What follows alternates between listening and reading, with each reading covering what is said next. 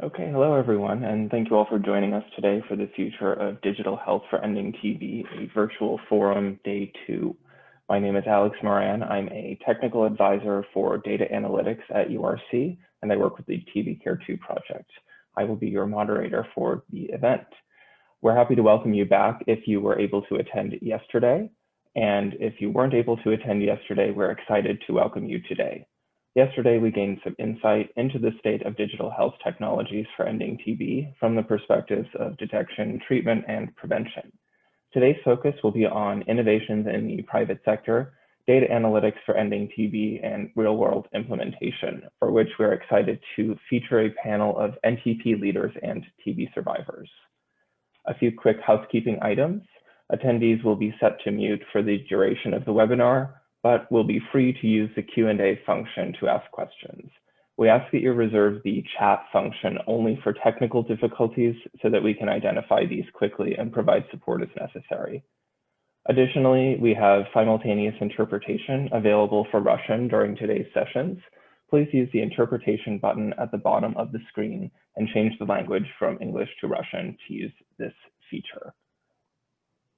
Before we begin the presentation sessions today, we'd like to give a quick introduction to the TB Care 2 project and to describe how the project has contributed to the goal of ending TB.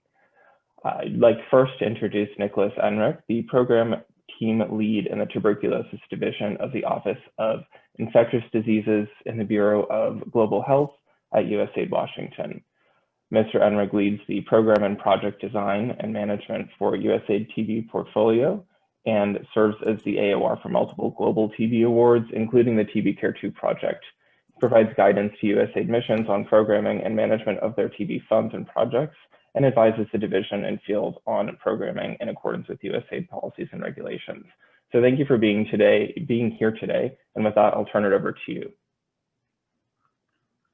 Thanks, Alex, and good morning to everyone. It's my pleasure to join this forum today, which aims to share and highlight digital health technologies that are being implemented in improving health outcomes throughout the TB cascade of care. It's also my great honor to speak to you today as we celebrate the completion of the USAID TB Care 2 project. USAID is the lead agency within the US government to combat tuberculosis internationally. We work in 23 priority countries, working with host governments, partners, local organizations, communities, and the private sector to improve TB services. These efforts save lives and prevent the spread of TB, building resiliency among families and their communities, and preserving development gains across our partner countries. For over 20 years, USAID has focused its efforts and TB resources on 4 key technical objectives. 1, improving access to high-quality, person-centered TB, drug-resistant TB, and TB HIV services. 2, preventing TB transmission and disease progression.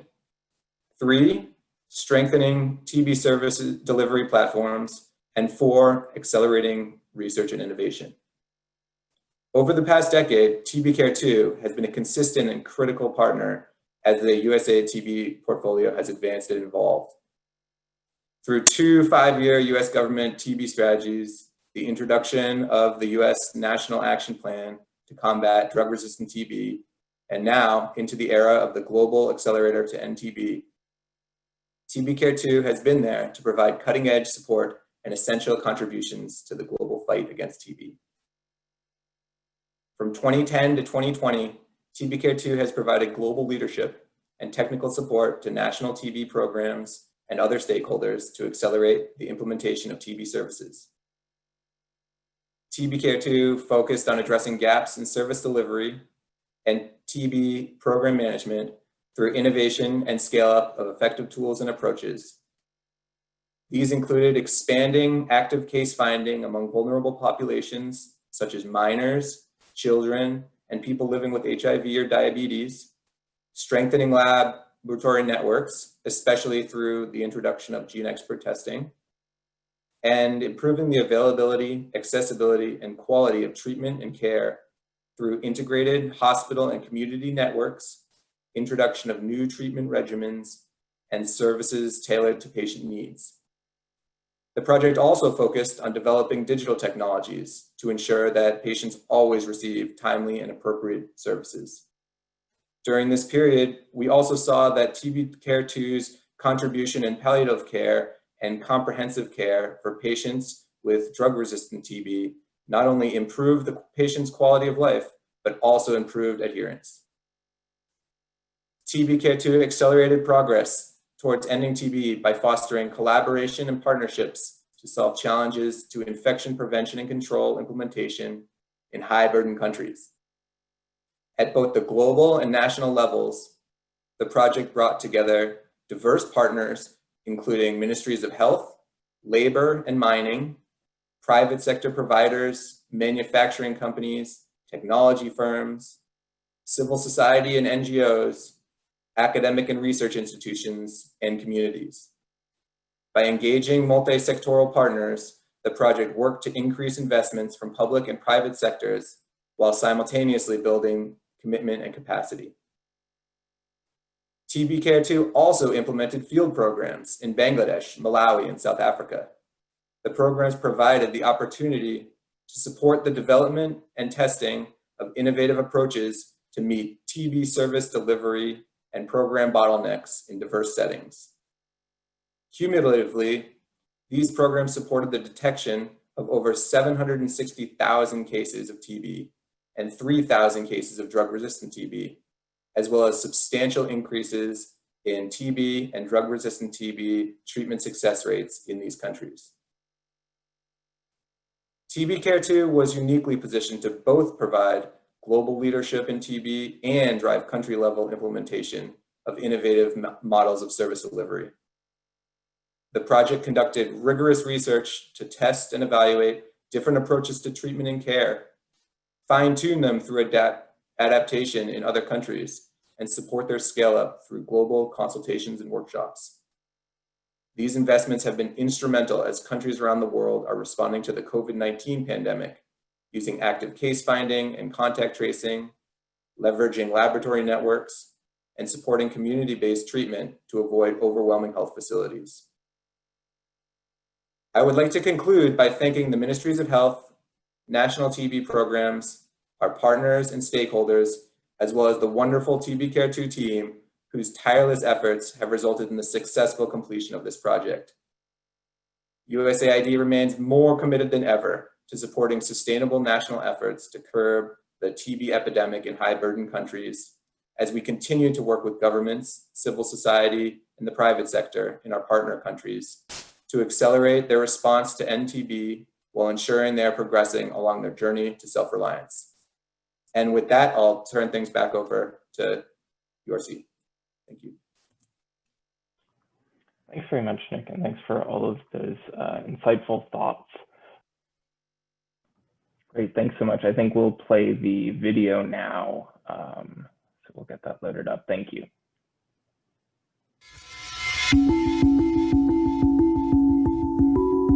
Tuberculosis remains the world's deadliest infectious disease, taking the lives of about 4,000 people each day. About 1/4 of the world's population has latent TB, and infected people have a 5 to 15% lifetime risk of falling ill. TB has a devastating impact on development and exacerbates poverty, which places economic and social strains on individuals, families, and communities. Fighting this disease that causes millions of people to suffer and die each year has not been easy due to several factors: delayed diagnosis, weak laboratory services and healthcare, high-risk comorbidities, challenges of drug-resistant TB, DRTB. United States Agency for International Development, USAID, leads the U.S. government's global TB efforts by working with international agencies and partners around the world to reach every person with TB, cure those in need of treatment, and prevent the spread of new infections.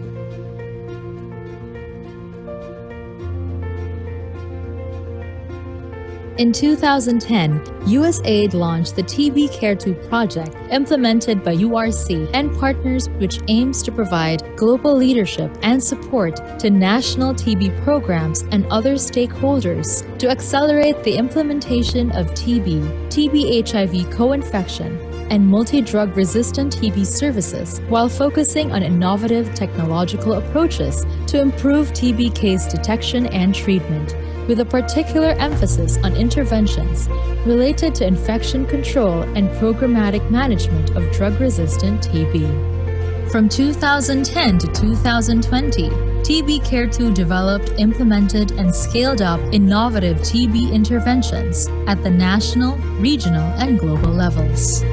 USAID TB Care 2 provided technical support to the high TB burden countries, including those prioritized under the U.S. National Action Plan for combating multi-drug resistant tuberculosis, implementing in the following countries: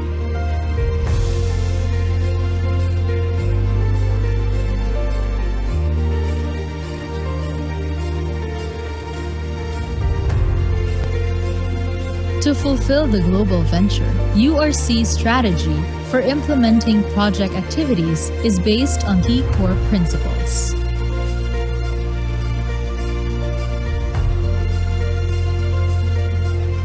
TB Care 2 has contributed to successful design and implementation of interventions to assist countries in their fight against TB.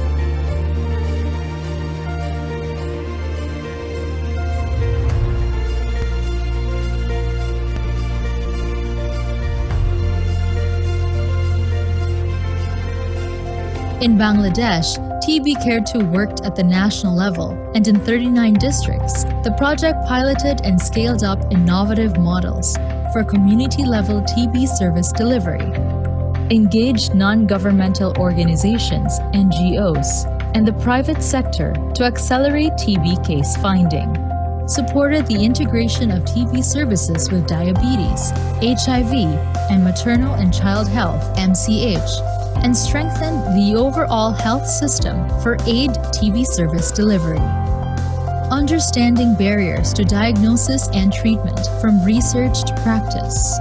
Community engagement in TB case finding. Active case finding and infection control at health facilities. FAST. Building health provider capacity for diagnosis and treatment. Strengthening laboratory networks.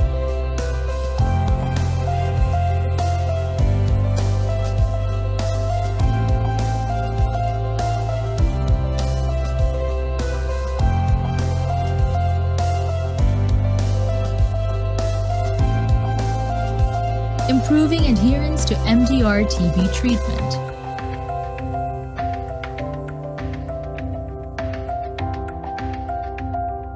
Health treatment support.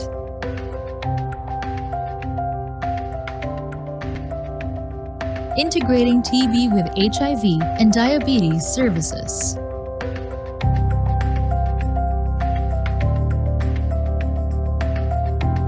In Malawi, TB Care 2 worked to expand and solidify achievements, especially around increased case finding, decentralization of TB and MDR-TB services, and improvements in TB-HIV integration. Engaging communities in TB control.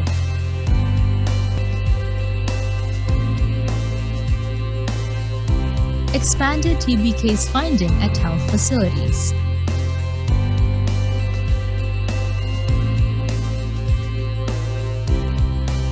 strengthening the laboratory network to support TB diagnosis, decentralizing TB registration and treatment initiation, promoting integrated TB/HIV services,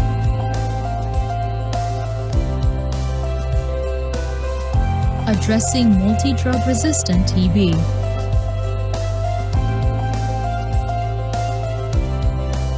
TB Care 2 made a strong contribution to strengthening TB control in South Africa, increasing demand for TB treatment, improving case finding and management of TB in children, strengthened MDR TB case finding and management.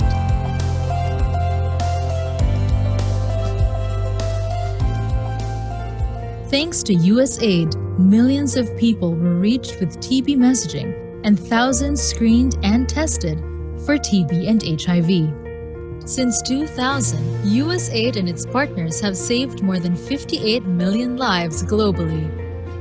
USAID TB Care 2 has reached its goal for the year 2020 by developing and scaling up innovative models and providing targeted technical assistance to the countries with a high burden of TB in accelerating progress toward ending TB.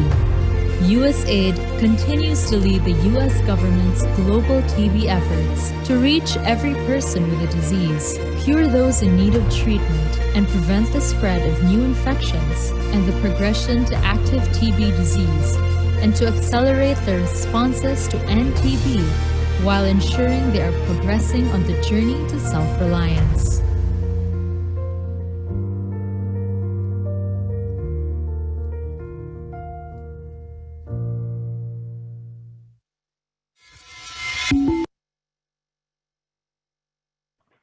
Great. Thank you very much to everyone for the insightful remarks, and thanks to everyone for being a part of the TB Care 2 project through this event and over the years. I'd like to take this opportunity just to highlight the impressive poster presentations on the forum website. Our colleagues have reported some very interesting findings and have really gone above and beyond on the quality of these posters. So we encourage you to take a look as soon as the sessions conclude. These will be on the website. I think we have the link on the next slide. Perfect, yeah, and I think we can get that in the chat as well, so you can click it directly. But definitely take a look at these. There are some really great submissions and a lot of different interesting findings being reported, and clearly a lot of effort has gone into these. So definitely, as soon as the sessions conclude, it would be time well spent to take a look at them. So with that, our first presentation session today will describe some novel private sector innovations.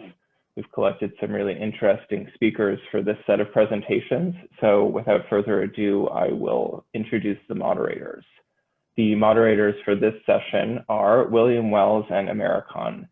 Dr. Wells is a senior TB technical advisor at USAID, and Ms. Khan is a technical advisor for TB Reach with the Stop TB Partnership. So thank you to both of you for being here today, and I'll hand it over to you.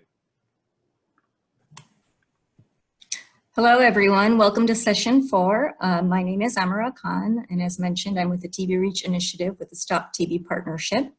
So this session is innovations in the private sector. The private sector plays an essential role in healthcare delivery in many countries, and private providers are often the first point of care for people with TB. Additionally, community engagement is also crucial for the TB response. So in this session, we'll hear from 5 presentations on using digital innovations to help engage the private sector as well as communities in the fight against TB. I'm going to turn it over to my co-moderator, William, to introduce himself as well as the first speaker. Great, thanks so much, Amira. Good morning, good afternoon, and good evening. Thanks to the organizers for including me in this very interesting event, and welcome to everyone for this second day of presentations and discussions. So the question for this session is how do we use technology to engage private providers in the provision of quality TB care? Before we get started, I wanted to highlight two things. First is that we should recognize that technology has already been particularly critical for private provider engagement because it addresses the numbers problem. That numbers problem, put simply, is that there are too many private providers and not enough staff to engage all of them individually through each step of the TB cascade. However, technology can multiply the efforts of a few provider engagement staff, thus creating efficiency and potentially scale in private provider engagement. Put simply, with technology, you can reach more private healthcare providers and thus reach more TB patients. In addition, you can use technology to tie together the various elements of screening, diagnosis, treatment, and patient support, which in the private sector may be contributed by several different types and individual providers. We saw an example of this yesterday in the talk about the TB Star app in Nigeria, which tied together these different provider types. And then the second issue I wanted to raise is a more in-depth focus on this question of reaching scale. Through yesterday's talks, there were many intriguing innovations, but there were several examples of technologies getting stuck at pilot stage, and there was relatively little discussion of the pathway to scale. Private provider engagement has been there before. Over the past 15 to 20 years, we've had many pilots. And for the past several years, the PPM community has been emphasizing scale-up pathways as the critical issue to resolve. USAID support for private provider engagement tries to catalyze efforts on both sides of this scale-up issue. We fund small grants for private provider engagement efforts through TB Reach in order to increase the pool of local organizations who are skilled in private provider engagement. And we also work at the health systems level to understand and influence the pathways to system-wide adoption. So as we listen to and discuss the upcoming presentations, I hope we keep in mind this issue of the pathway to scale and how technology can be one element on that journey. So given that context, I'm delighted to introduce Luan Vo. Luan is chairman and founder of Friends for International TB Relief, or FIT, and senior technical advisor for IRD Vietnam. Among other activities, FIT is piloting a private provider interface agency that aims to improve private sector transparency and quality of TB care. Luan, the floor is yours. Hi everyone, my name is Luan and I have the pleasure of presenting on behalf of Friends for International TB Relief on our private provider engagement work in Vietnam called Proper Care in the Private Sector. Before I begin, I'd like to say a quick thank you to USAID and the TB Care 2 activity for allowing us to share our work with you all today. The presentation today will consist of 4 parts. First, an introduction on the scene in Vietnam and what the TB burden is like. Then I will speak about our proper care in the private sector results and project impact. Then I will speak about the digital technologies that we employed for enhancing our private provider engagement. And lastly, I will go a little bit into the impact, the conclusions, and of course, make a few acknowledgements. Vietnam is a high TB and MDR TB burden country, ranking 11th on both indicators.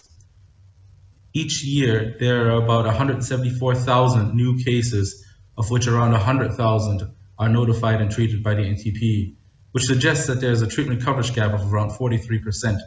And based on some onion modeling, it is estimated that about half of these 75,000 cases are treated but not notified to the NTP. Despite the high share of underreported cases, the number of TB cases contributed by existing PPM schemes to national notifications has been pretty low. In 2017, that number was only 8% of the entire nation's notifications. And if one breaks that further down into public and private sector, the contribution from what we would consider true private sector was less than 2%. In response to the gaps in private provider engagement, FIT piloted a PPIA model called Proper Care in the Private Sector from 2017 to 2019 in 2 districts in Ho Chi Minh City.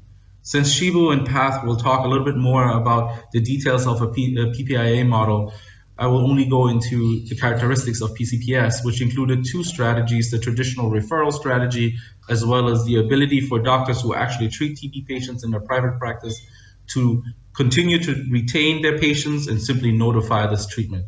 With the core value proposition of availing expert testing to everybody participating on the project through what is locally known as the double X diagnostic algorithm that only requires chest X-ray abnormalities in order to access expert testing as a confirmatory first test. And in addition, provide services to these participating providers to minimize the impact on their own economic productivity, such as field staff and hotline support, sputum collection and transport, recording and reporting support, as well as clearly the retention of clients and the payment of incentives for referrals and notifications. By employing such an intensive private provider engagement model, we were able to get 126 providers of the 1,107 licensed providers in those 2 intervention districts to make almost 5,000 X-ray referrals that then resulted in 162 cases detected. And then amongst those 162 bacteriologically confirmed cases detected, 91 were then transferred to the NTP for treatment. Meanwhile, in these 2 districts, we even got 14 private providers to provide us with TB treatment data for a total of 1,112 persons treated privately for TB in their practices. And not only did they report these cases, but then also their diagnostic basis and their treatment regimen. And from that, we saw that there was actually quite a high rate, almost 70% of clinical diagnosis, which was also observed in other settings, but also implies that we can do better in terms of diagnostic quality and reduction of potential overdiagnosis. Meanwhile, only around 2/3 of patients were treated with the standard NTP sanctioned first-line regimen, while almost 1/3 didn't have duration reported or were treated with ancillary drugs such as streptomycin or even levofloxacin. Nevertheless, those results showed us that there is actually quite a bit of private sector TB treatment, and that if you were to include all of these cases in official notifications, that could have a substantial impact. Only just adding the officially reported 91 cases or the officially transferred cases resulted in an 8.5% increase. And had we been able to include the private treatment reports, which we did not due to legislative barriers, but had we been able to include those, that would have been a 68.3% increase in notifications over the intervention period in these 2 districts. One of the key electronic or digital tools that we employed during our work was the Access to Care Information System and Health tool developed by the Clinton Health Access Initiative and a local shop called TechUp. And this tool we used for screening, referral, as well as case-based surveillance. The unique feature of this tool is that it's bidirectionally linked with the NTP's electronic recording and reporting tool called VitaMess, which means that as soon as a new case gets notified in VitaMess, that case gets entered into ACES, generating a running task list for community health workers or other staff to conduct contact investigation. And once they do so and actually screen and refer somebody, these data and the patient information can be then transferred back into VitaMess in order to reduce the burden of double data entry for the public health staff, as well as can be used to enter additional testing data and screening data for tracking and making sure that all persons screened eligible are receiving the necessary tests that are ordered, as you can see on the right side. And then the other point is that at the moment we're scaling up this project and we're building an interface, a web interface where private treatment notifications can be reported in this tool, which then can be pushed into the NTP's routine surveillance system.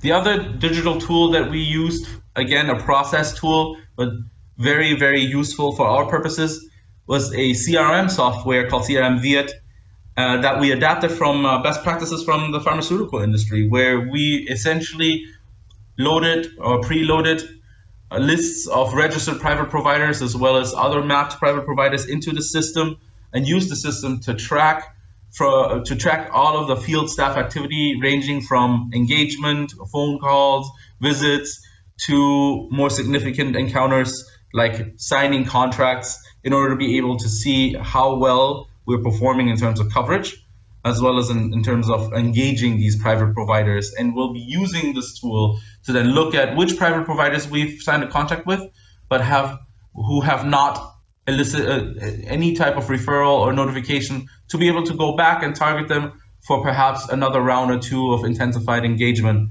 and thereby optimizing our activities. Here are a couple of other examples where we've tried to employ digital tools on our project that either have too limited of a sample size to be discussed here, or are going to be talked about by others who know much more about them. But in essence, we are working with Cure and other providers to test out an AI surveillance model in general healthcare settings as well as occupational health screening settings. We've worked with Swipe on a very small but quite effective pilot on using their social networking platform to engage pharmacies.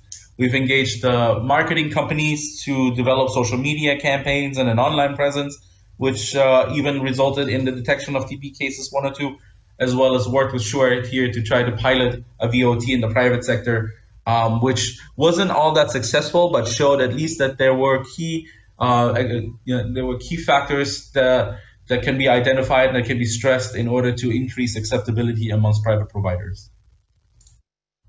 So what was the impact of this implementation of this PPIA? So the PPIA, as I mentioned, is currently being scaled up together with the NTP to 9 districts across the country, but also PPIA and private provider referrals or notifications in general, actually not referrals, but notifications in general, were considered one of the core strategies that could bring about the end of TB in Vietnam, as modeled out by the Time Modeling Group. And as such, PPIA was included in the National Strategic Plan, as well as the Global Fund funding request for 2021 and 2023.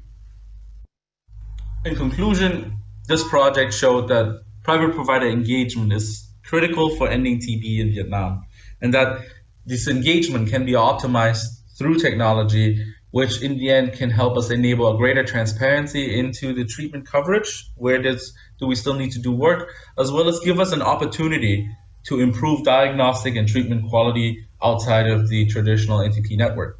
As for next steps, in my opinion, it is necessary to develop guidelines and policy for a new PPM model, Model 5, that allows private providers to notify cases as it has been done in other settings, as well as the expansion of activities throughout the country through additional sources of funding. We would like to quickly acknowledge our sponsors, like USAID, the SubTB Partnership, our government partners, such as the NTP and the various departments of health, as well as our implementation partners, such as CHAI, IRD, and so on and so forth. But most of all, we want to thank our patients and our communities as we strive to work with them, engage them, and support them to end TB. Thank you so much, Juan. Great presentation. So if anyone has questions, please put them in the Q&A box. We've got one coming in already. So just to start things off, I'm wondering if you can talk a little bit about the effort required to establish a PPIA versus maintaining or running a PPIA, and how did you kind of navigate that with different funding sources and expectations around immediately achieving results? And also, how does that translate to other organizations taking up this effort in Vietnam as well as your own? Is the intervention too complicated to navigate these issues, or somehow it's manageable? Thanks. Thanks, William, for the question. And again, thanks for URC, USAID, and the organizers for allowing me to speak. the biggest challenge in starting this was actually the timing at the time, because PPIA was in Vietnam still quite a novel concept and is not included as a ballot model in the current PPM legislature and legislation. So it was actually the pilot phase was the hardest part, was to engage providers and convince them, but then at the same time also to engage the NTP first at the provincial level and now at the national level, and convince them also of the benefits of a notification system or a strategy that would allow doctors to retain their patients. So I think for us, the hard part was creating this kind of almost establishing a market or building a market on both sides, on the provider side as well as the NTP side, and getting buy-in. I think with the question about scale up and going forward, I think now the road is laid almost, and that there's been more acceptability on the NTP side to do this work, which is critical, but also on the providers getting to know more about what their benefits are, and specifically the access to expert testing for their customers has been a key value proposition to them. So I think that if there are more organizations willing or interested in replicating this type of work, I think the road has been laid. That doesn't mean that it's not going to be difficult, because the biggest, really, one of the key challenges, as I mentioned, is engaging these providers and getting them to trust you. Given that the legislation isn't quite there yet, they are actually exposing themselves quite a bit to some level of risks. And so one of the key points is to build this network and to assure them that confidentiality will be preserved, and making sure that you stick to your word. So I think that it's going to be easier for anyone to replicate, but it's still not easy per se. Great, thanks, Luan. There are a lot of good questions here, and I think those will be. I think Luan can respond to those in the chat directly. But maybe just to briefly mention, combine two of them. You mentioned a number of different tools, and then private providers have their own tools. So how's all of this harmonized? And then you've also got the NTP side as well. So how does this all come together into a coherent whole? And how do you manage patient confidentiality through that process? Yeah, so during the pilot process, it was actually quite a mix, or a lot of manual labor using data extraction or just managing lists on Excel. And what we really wanted to do is create a system like Nikshay, which is already integrated into the electronic reporting and recording system from the NTP. So with that ACES tool, we essentially try to harmonize with the NTP by sitting down with their M&E team, by identifying the core variables that would be required based on WHO guidelines, but also based on what the NTP really wants, in order to be able to count a notified case, and then to build that linkage through API connectivity between this ACES tool and VitaMES. And ACES eventually will be then, and this has been agreed already, will be transferred to the NTP. And so that hopefully resolves the problem of harmonizing with the government system. Now, with the private providers themselves, it probably will take a bit of time to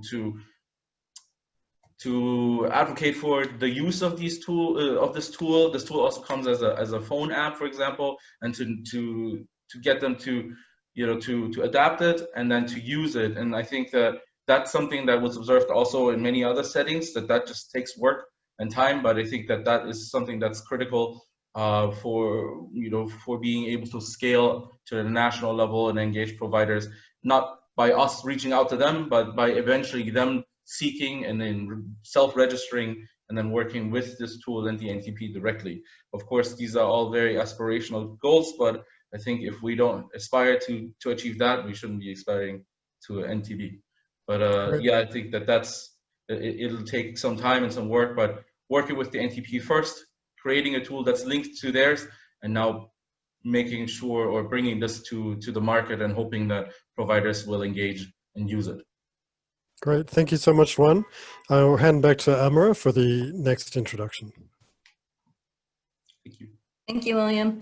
So our next presentation is Digitally Empowering Pharmacists to Find and Fight TB. This is presented by Farouk Merali. He is the CEO of M Clinica, Indonesia and Philippines. It's a healthcare startup connecting pharmacies in emerging markets through a common mobile technology platform. And it operates across Southeast Asia, connecting over 40,000 pharmacies and 170,000 pharmacy professionals. And with that, I'm going to turn that over to you, Farouk. Hello, everyone. My name is Farouk Merali, and I'm from M Clinica Pharmacy Solutions. Today, I'm very excited to share with you work that is being done to digitally empower pharmacists to find and fight TB. In the Philippines, 40% of TB patients self-medicate. According to the 2016 National TB Prevalence Survey, it showed that over 40% of symptomatic patients did not go to health centers, rather bought medicines at pharmacies and self-medicated. What this means is the pharmacy becomes an exceptional channel by which to identify potential TB patients, ensure that they are properly counseled, and referred to health facilities for confirmatory testing, ensuring that they and their communities are healthier.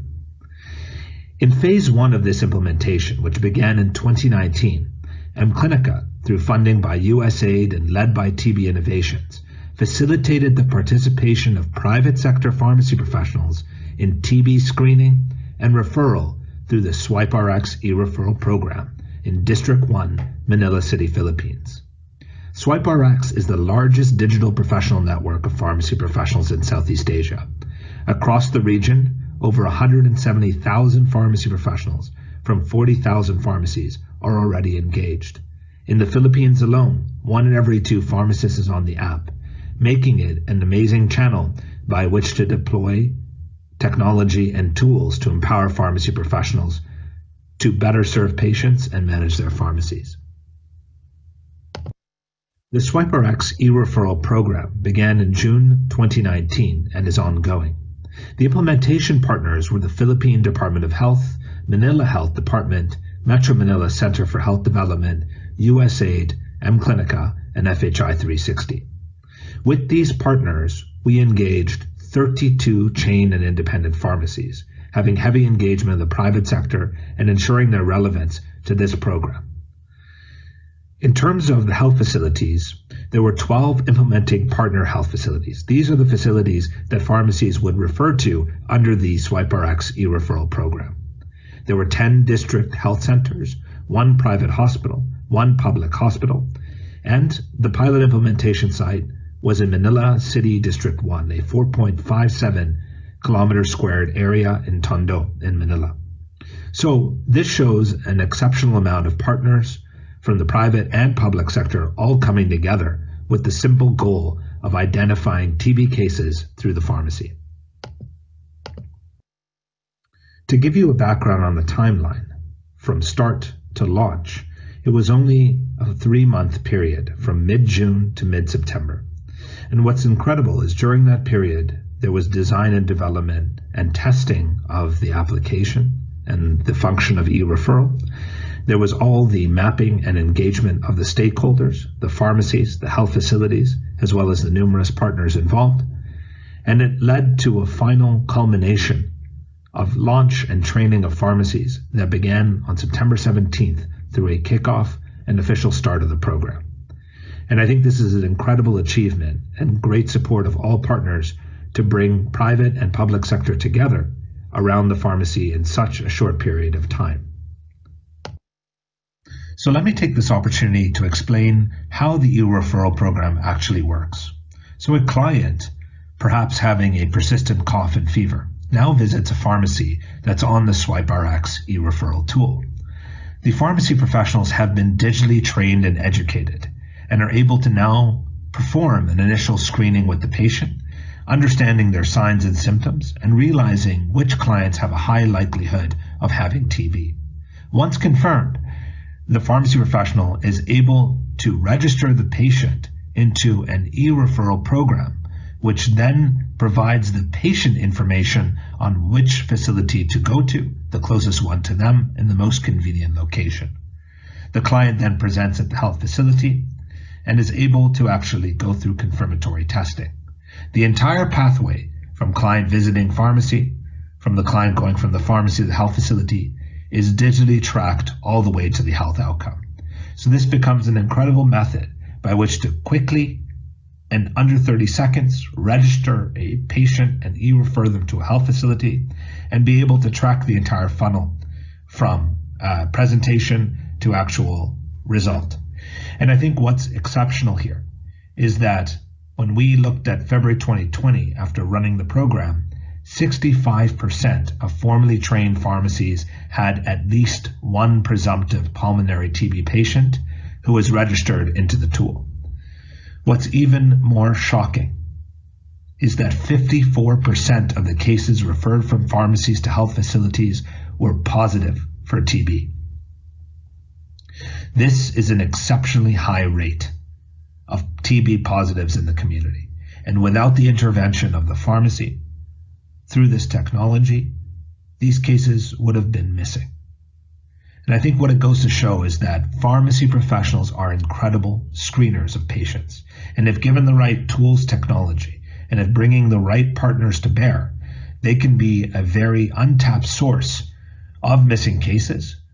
They're able to identify, counsel, and refer patients very effectively, as we see by these results. And so I think what this shows you is the power of an intervention that is digital, but also the power in tapping a channel that is not often tapped in TB care. And so, this becomes an exceptional intervention by which to scale up. In terms of next steps, it is now about scaling this program nationally. We will be doing so in concert with the Philippine Pharmacists Association, the body representing pharmacists nationally, and helping to scale up the SwipeRx e-referral program. In addition, we will be strengthening education and training through online continuing professional development, which will be accredited by the Professional Regulation Commission. This will allow education to be delivered at scale online to pharmacy professionals regardless of where they are in the country. And in doing so, we hope to strengthen the capabilities and competencies of pharmacy professionals in dealing with TB and help to find these missing cases. Thank you very much for the time today. It was a pleasure sharing with you the amazing results from all the work we have done together. Thank you.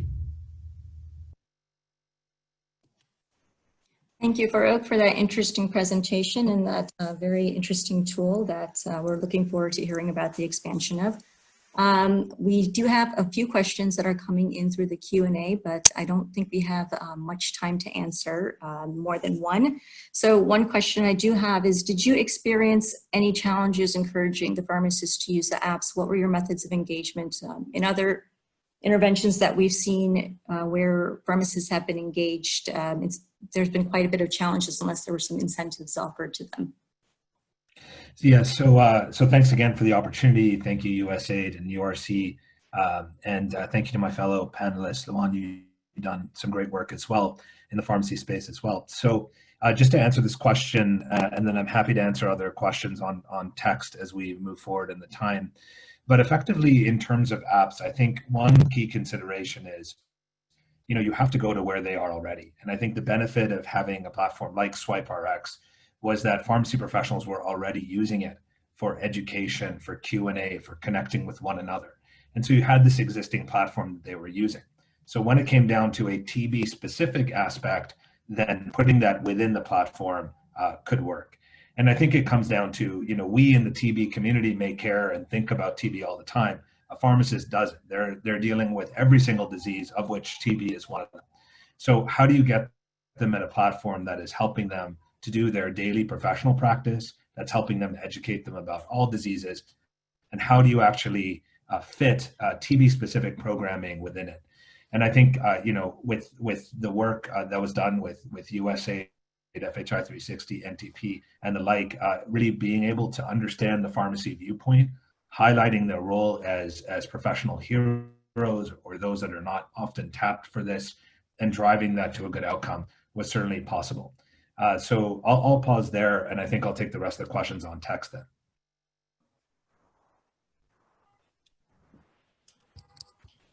Great, thank you very much, Farouk. So it's my pleasure to introduce Dr. Shibu Vijayan. Shibu is based in India. He's the Global TB Technical Director for PATH, and his work has included demonstrating a successful model for the Patient Provider Support Agency, or PPSA approach. And we look forward to the updates on his work today. Shibu, please go ahead.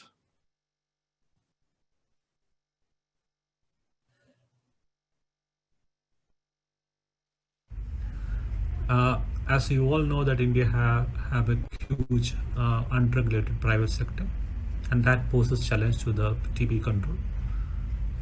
In private sector in India is very plural, starting from informal doctors to partially qualified to basic MBBS qualification, and then higher internal medicine or MD doctors. So 70 to 75% of the TB patients are estimated to be approaching the private sector as the first point of contact, and a significant proportion of them either not get detected or get wrongly diagnosed or wrongly treated by suboptimal treatment. This is essentially due to inaccurate diagnostic methods in the private sector and ineffective and highly varying drug prescription patterns, which is evidence and publications are there. And there are no systems of treatment follow-up and adherence tracking in the private sector. This triggers drug resistance, and as you all know that Mumbai has a huge burden of drug-resistant tuberculosis as well. So irregular dosages, untreated strain trigger drug resistance that add burden and more trauma to the patient, not only for consuming the more time and resources, and also the sufferings attached to that. So National TB Elimination Program also had challenges in engaging private sector. However, early on in 2003 onwards, the TB Elimination Program in India designed programs and guidances for engaging the private sector.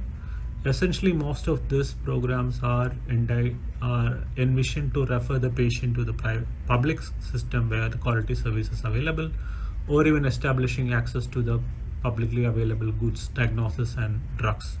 But this had a mixed response, essentially because of mistrust between the two parties, the public and private. Given that PPIA model was envisioned by Government of India and articulated that in the National Strategic Plan in 2012-17, and it also committed, the Government of India also committed to test it out, and Mumbai 2014 given PATH an opportunity to formulate a PPA model, as I mentioned earlier, in collaboration with WHO and National TB Elimination Program and the local government over there. So before starting of the project, we undertook a mapping, which includes listing of all the facilities, doctors, diagnostic centers, pharmacies, hospitals across 15 wards. 15 wards were selected because of the high slum population and high TB burden.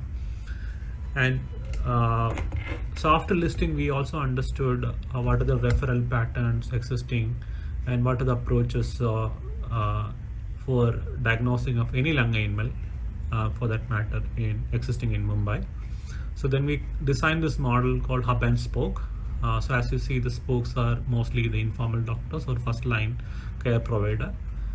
They are more prevalent, less expensive, mostly $1, $1 to $2 doctors. And mostly on a relief-based care. So you see that there are referrals happening between spokes and hubs. So we leverage on that model. So the moment a presumptive TB cases walks into a spokes clinic, the spoke register. So I'm going to mention about what were the IT structure we used here, which is UATBC, which is an application supplemented the model for beneficiary registration and voucher generation for services, and treatment adherence tracking. So how this function is that either the spoke will have access to this application through his mobile or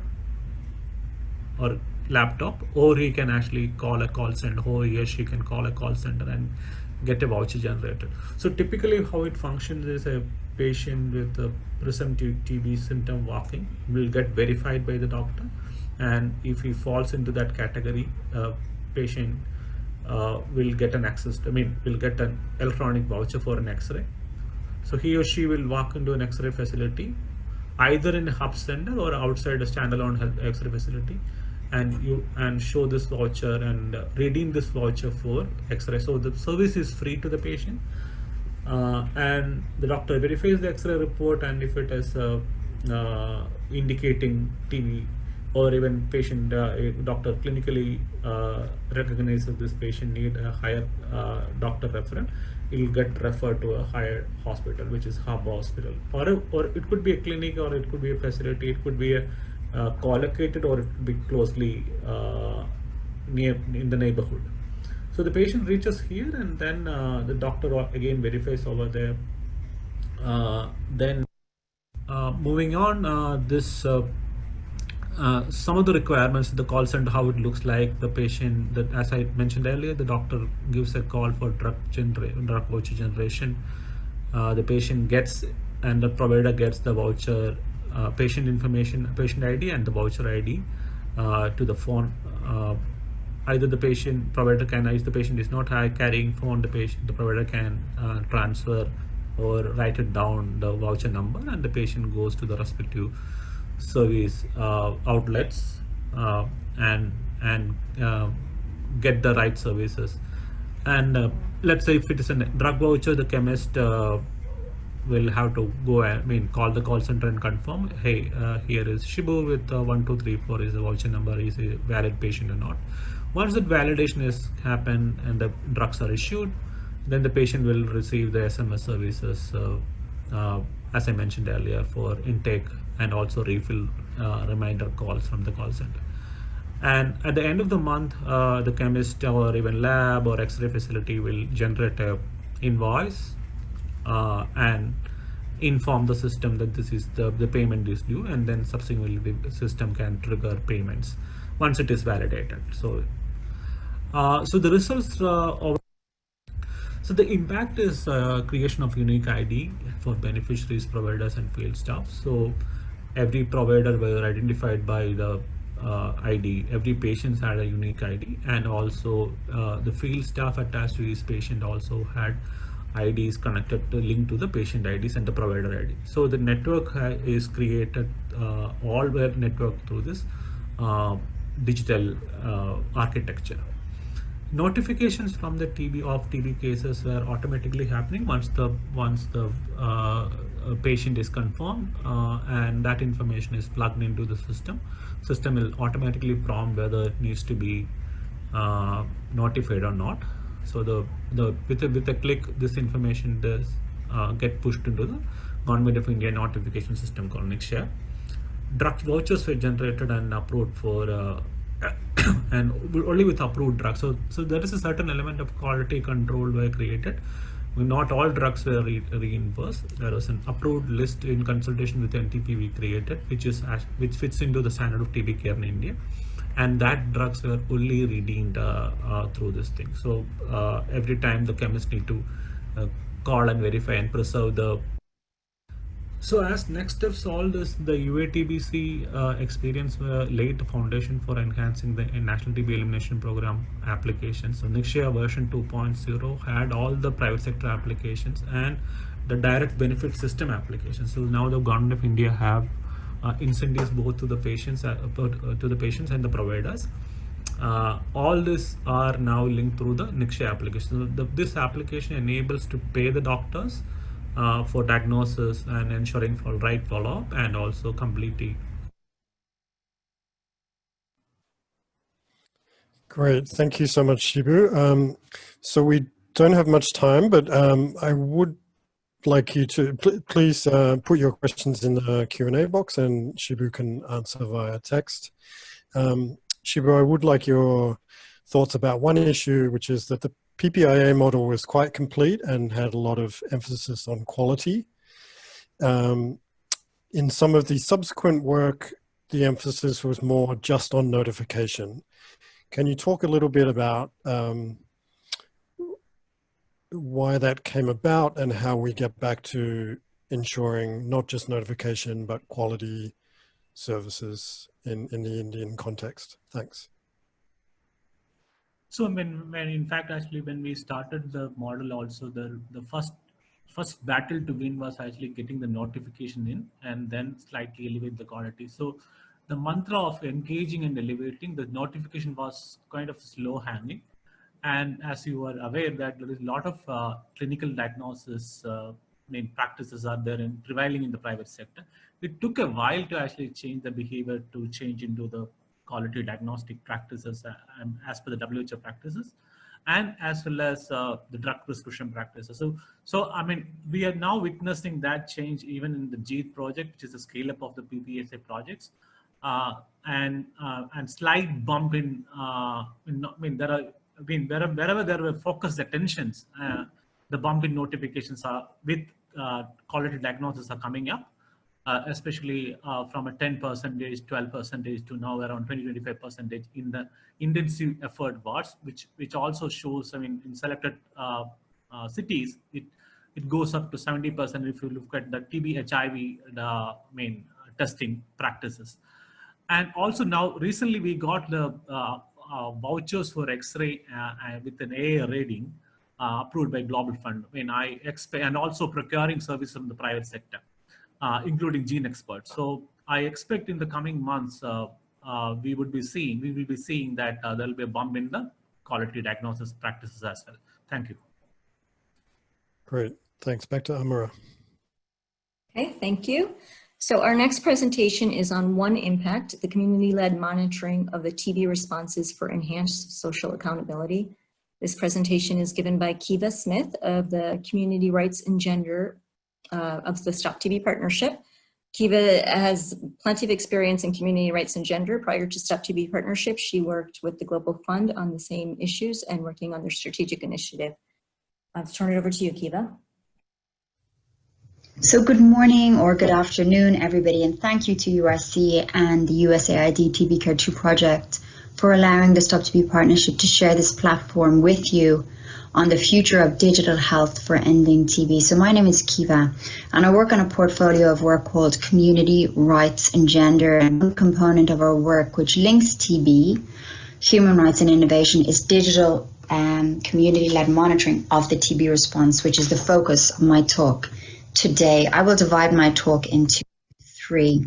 Firstly, I will talk about community-led monitoring, what it is and why it is important, because there tends to be a lot of confusion around community-led monitoring. Then secondly, I will talk about One Impact, which is the Stop TB Partnership digital platform for community-led monitoring. And lastly, I will talk about some of the results of the pilot projects we've supported, lessons learned, and some key steps for us.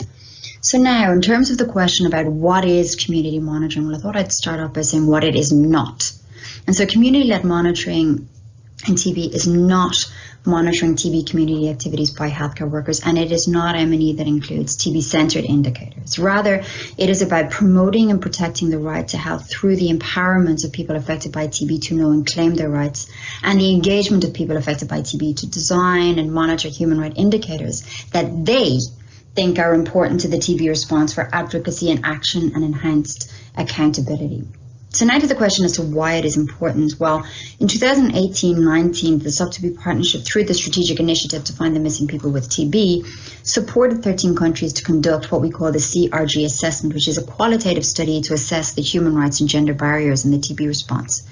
And cross-cutting findings of the assessment revealed that overall people affected by TB do not know and therefore claim their rights, that duty bearers are unaware of the links between human rights and TB, and that accountability mechanisms to respond to human rights barriers are essentially non-existent. And this is really then where community-led monitoring comes in.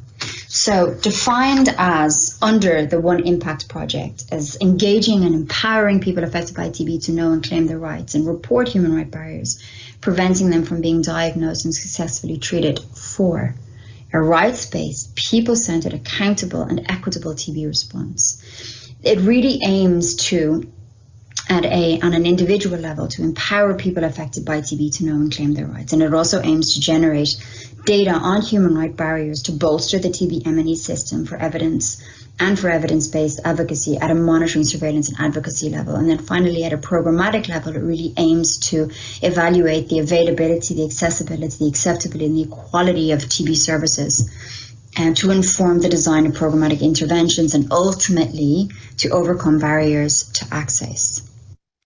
So to facilitate community-led monitoring and in alignment with the UN political declaration to deliver innovation, we leverage technology.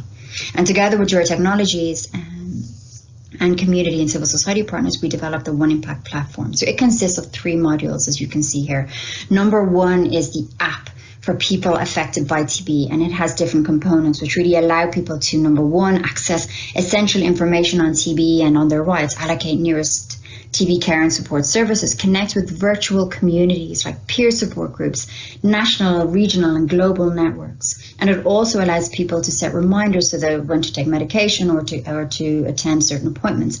And finally, and perhaps most importantly for this discussion today, it allows people to report human rights barriers to access, namely allowing them to engage in community-led monitoring. Then we have the second module, which is the first responder inbox, which speaks to and connects with the app. So as people report the barriers to access, the first responder inbox allows the first responders, which tend to be community health workers, to track and coordinate responses and to record the outcome of those community responses. So in introducing a layer of accountability. And then finally, we have a third module, which speaks essentially to the inbox and links to the inbox, which is what we call the accountability dashboard, which aggregates the community-led monitoring data and records indicators on the usability of the app, the efficiency of the community response, and community-led monitoring data, which in turn then informs community advocacy and programmatic decision making. So in terms of implementation, the implementation of both the intervention and the technology follows the phases recommended by WHO in the Handbook on Digital Technologies for TB. We're following 7 phases, essentially from the feasibility and needs assessment to M&E to scale up. And the process really relies on garnering political will and multi-sectoral engagement to ensure the uptake of and the use of data. Each phase is also supported by different tools and templates that we have developed to support decision-making processes along the way.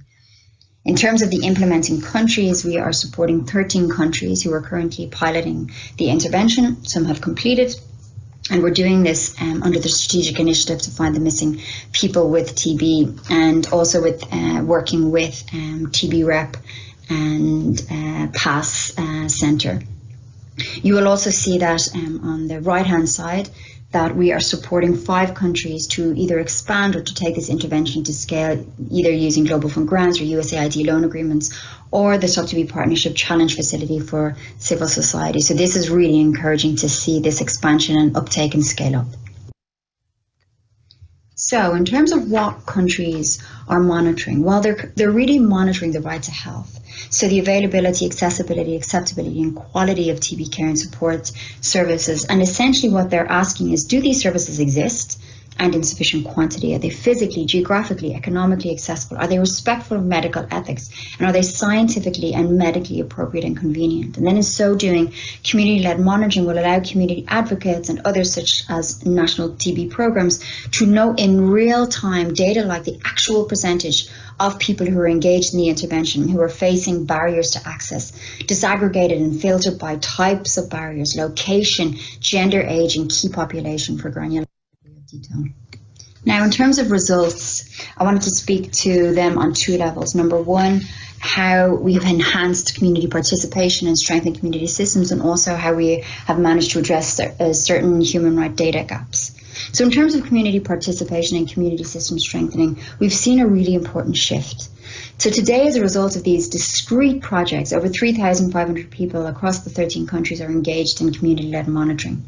In other words, they are engaged in a novel way to support the TB response, which goes beyond the traditional service delivery support that communities provide. Relatedly, over 3,500 people affected by TB now have easy access to information on TB, are connected with virtual communities, and are claiming their rights, all of which is new and novel and in alignment with our global commitments and national commitments to transform the response to be rights-based and people-centered. And furthermore, 13 countries can now generate evidence on human rights barriers to strengthen their advocacy, and national community platforms are either being strengthened or formed to share, discuss and prioritize community data for advocacy and action, which really was quite unheard of even 3 years ago. So now in terms of human rights data gaps, well, the 13 countries successfully adapted the One Impact digital platform to collect real-time electronic data on human rights barriers to access, which means that 13 countries are now have access to real-time data on human rights barriers to access, which introduces innovation and concretely operationalizes our collective commitments to implement a rights-based approach to TB. Finally, with regards to lessons learned, we learned that using data at a local level was straightforward enough because communities are already informally responding to these barriers. However, what we learned was that using the data at a health systems level was actually trickier.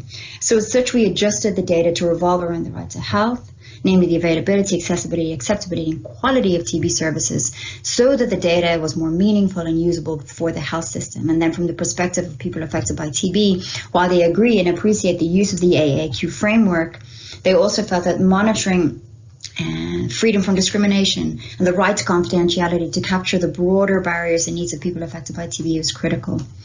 And furthermore, ensuring the rights and protections of populations engaged in the pursuit of community-led monitoring is also an ethical and programmatic imperative, and mitigating those risks to data privacy and security is therefore critical. And then finally, what we heard over and over again was the importance of country ownership of the platform was really, really key.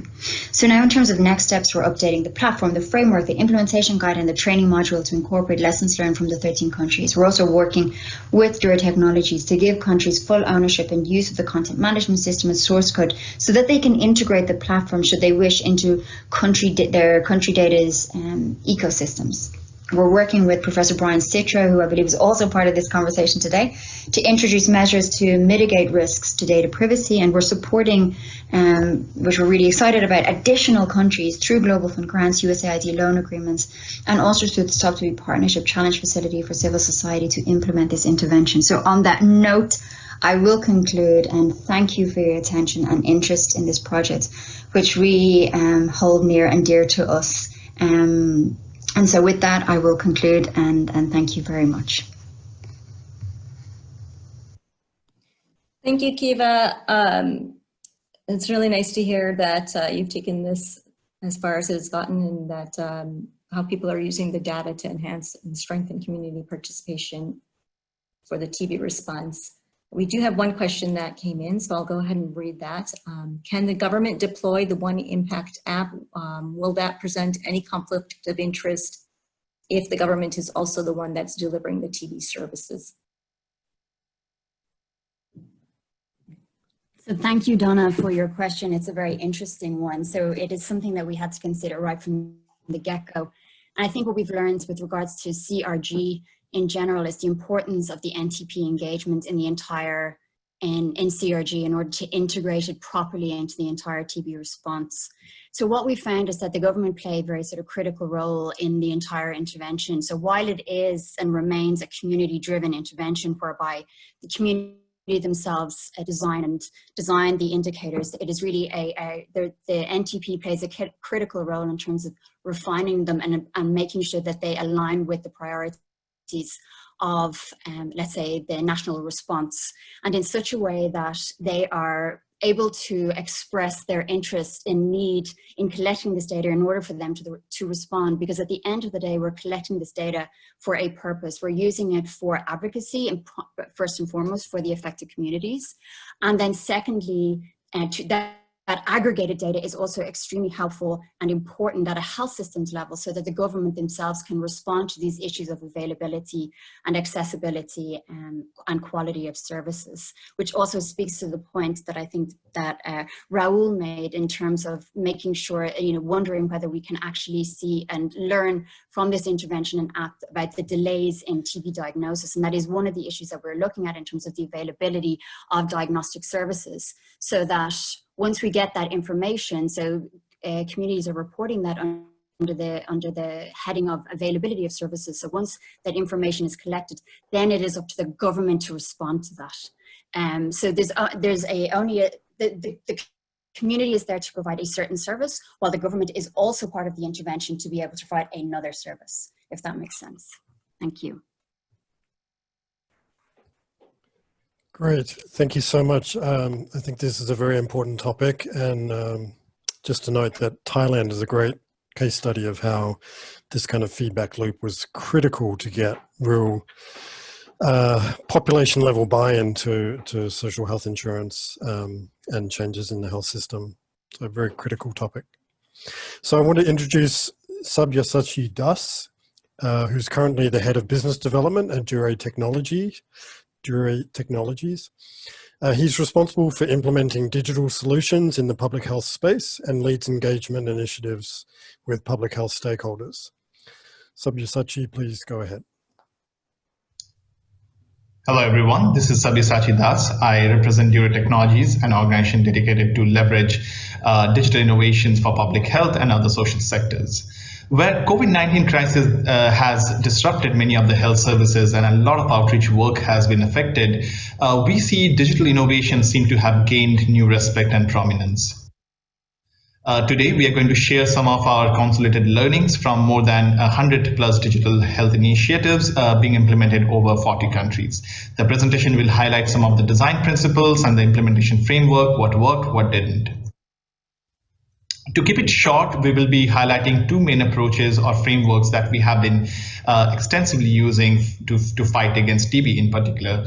A lot of these frameworks can be easily adapted to support COVID-19 projects as well, as the process flows are very similar. We have already used some of these platforms for responding to COVID crisis, which we'll be sharing in some of the next slides. The first framework that I wanted to touch upon, which you can see in the current slide, is the individual case monitoring framework. It works on the principle of real-time monitoring of an individual client or beneficiaries through the entire journey from registration to screening to treatment outcome and everything in between. The framework supports multiple channels apart from the smartphone app like USSD, IVRS, which you can see on the left side, and it enables multiple user group, which you can see here. And all these different data that gets collected through different channels gets collated in a comprehensive monitoring and evaluation dashboard. Moving to the next slide, WHO's Prevent TB initiative is a perfect example where the previous framework is put into use. The innovative contact investigation module allows linking contacts with the index cases. The inbuilt business algorithms help monitor patients through both the TB disease and the TB infection pathways, which is basically the LTBI pathway. The auto-generated alerts at different stages of the journey prompt the healthcare workers to take necessary action on the ground, as well as triggers a lot of follow-up response. The global TB template is now in various stages of implementation in countries like Philippines, Mozambique, India, and many more. The platform has a comprehensive smart configuration setup, which allows the countries to adapt and configure the global template into their own country-specific needs, thus ensuring sustainability and country ownership. A lot of information about this platform could be found on the WHO website itself, or I can share it separately with people who are interested.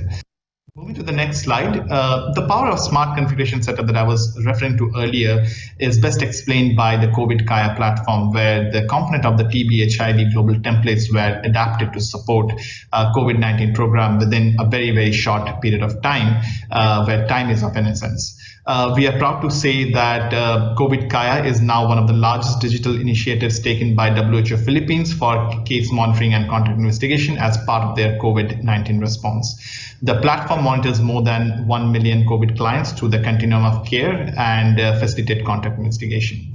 The comprehensive dashboard acts as a central repository of data from multiple sources, such as the de novo data generated from the app itself, the historical data that lies in the Excel sheets, the data from other data systems that might exist. The second framework that I would like to touch upon is the community engagement, the civil society framework, or the human rights framework. So what has happened in past is the digital innovations or the initiatives have classically focused on providers rather than making the community as the center of response. However, some of the work we have been doing with partners like Stop TB Partnership, UNAIDS, AMREF, and many others, we have been able to establish a model where the patient communities can become the center of response through direct access to information, connecting with other community members through innovative chats and forums, getting access to nearby health facilities, and more importantly, voicing their opinions and requesting civil society engagement and response, thus bringing accountability and strengthening the country advocacy process. Moving to the next slide. So One Impact platform developed in collaboration with Stop TB Partnership is a perfect example of the previous framework I was talking about. It's a community engagement and a human right framework put into use. We already heard about One Impact from our friend Kiva from Stop TB Partnership, so I won't go into too much details here. Currently, One Impact platform is being rolled out in more than 10 countries supporting multiple TB communities. Once we have built these capacity within the communities and the digital ecosystem is available on the ground, this can be quickly leveraged to support high-risk groups impacted by the crisis situation such as COVID crisis. One Impact is a good example where this platform was quickly adapted to also address needs of TB communities affected by COVID-19. Moving to the next slide. Needless to mention, one of the key aspects of all these different approaches are to leverage data in real time for evidence-based decision-making, advocacy, and on-the-ground response. Our comprehensive analytical dashboard and ETL tools does just that. So these are some of the technical and design considerations that are listed here.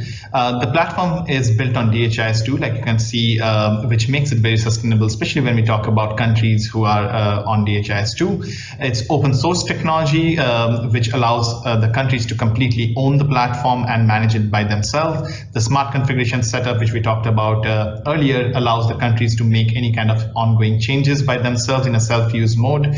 Since we have also been working a lot with the TB and HIV program, data privacy is very, very crucial. So we are compliant with a lot of the global data privacy standards like FHIR, HIPAA compliance, GDPR, and others. The platform is also future-proofed, so it's multiple channel where we're using channels like USSD, IVRs apart from the smart phone app. Not just that, we have integrated with social media channels like Facebook, WhatsApp, and others.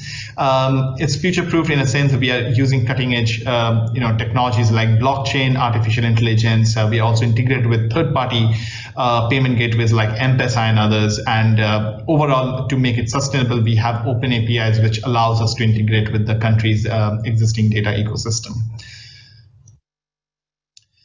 So the platform works on the principle of harnessing best practices from other project implementations and an attempt to eliminate duplications of effort. The slide describes how the global template for any program can be scaled up from one country to another, and similarly, it can be also extended from one program to another. Additionally, the smart configuration setup allows countries and implementing partners to manage and adapt the global template based on their evolving needs, such as the form creation, workflow adaptation, content management, facility management, user management, indicator management, and language configuration, and many more.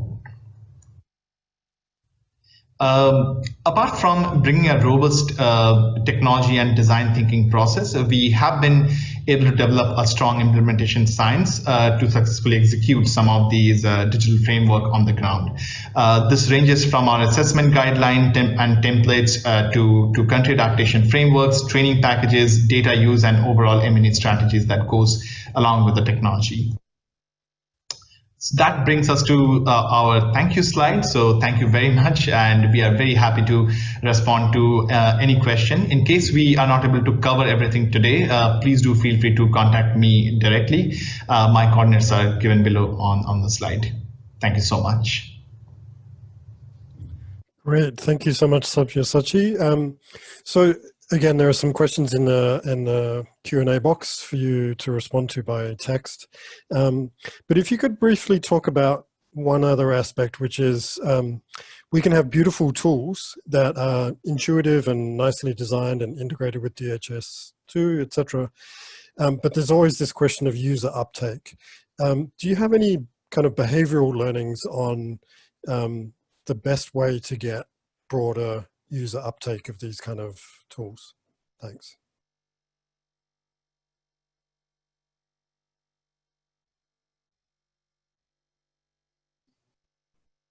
We don't hear you yet. Can you hear us? Can you hear me now? Yes, thank you. Great.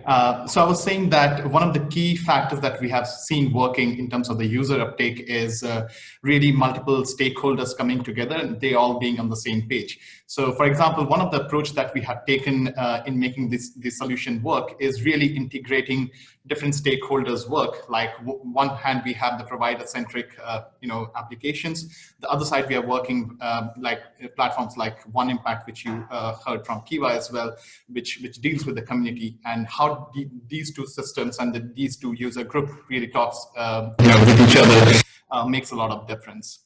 And I think also technically making sure that eventually these platforms are completely owned by the countries makes a huge difference as well. So the fact that we have built our solutions around DHIS2, and we have a lot of open APIs to sort of integrate with the existing data ecosystem so that the platform coexist in the country's existing data ecosystem. Great, thank you so much. And again, there are other questions in the chat if you are able to respond in text. Thank you to all the presenters for this very interesting session. Thank you to my co-facilitator, Amara, and back over to TBCare2. Thanks. Great, thank you very much. Thanks to both of our moderators and for all of the speakers for this set of presentations. Certainly an interesting cross-section of all of the different innovations happening in the private sector. So our next presentation session focuses on data analysis and data analytics and their importance to ending TB. I'll be co-moderating this session with Dr. Zami Temesgen from Mayo Clinic Center for Tuberculosis here in the US. So we do have an exciting set of presentations in this session. We're going to talk about mapping, modeling, machine learning, and the importance of data privacy and security in the context of an increasingly data-reliant world. So it's definitely an interesting cross-section of topics in this session, and we have a lot to cover. So without further ado, I would like to introduce the first presentation, which will be given by Vincent Murins from EPCON in South Africa. We're presenting on epidemic control and mapping. So we can go ahead with the first presentation here.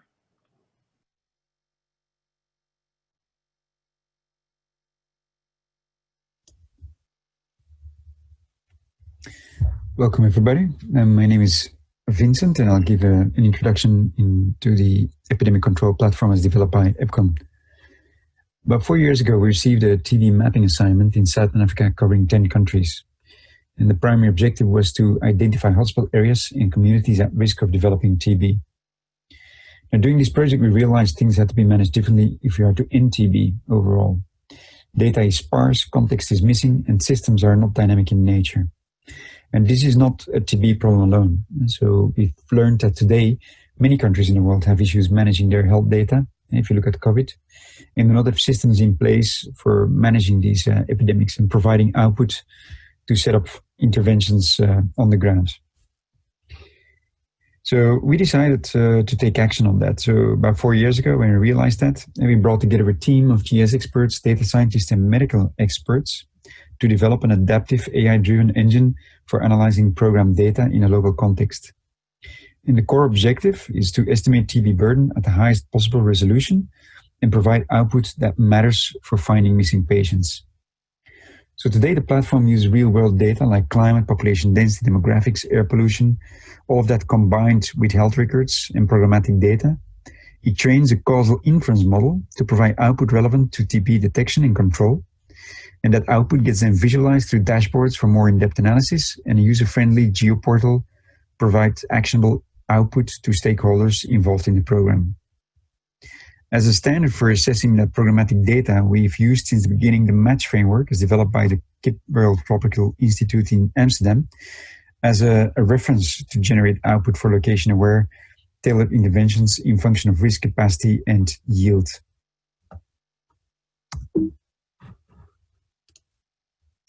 The first project was implemented in Pakistan, and we did that using the immediate support of Kip World Tropical Institute. So we operate also in close collaboration with the National TB Program and Mercy Corp as a help partner. The scope of that project was really to pull programmatic data from country systems, provide real-time reporting on the program progress, and upgrade that reference material using environmental context. And so the ultimate aim is to provide a predictive model for the full country. And so the project covers all regions of Pakistan, but it's essentially focused on the intervention areas of Mercy Corp. So there we provide more granularity. And so the full region, or actually the full country, offers the NTP a tool as well to enter into conversation with health partners on the ground, because they can actually look at the potential risks across the region and then jointly define interventions on the ground. So what you see below on the left corner is a location-aware TB care cascade, and that's provided in real time. And so on the right, you find predictions at subnational level. The scale of them are arbitrary, and values are pushed. I'm sorry for that. Values are pushed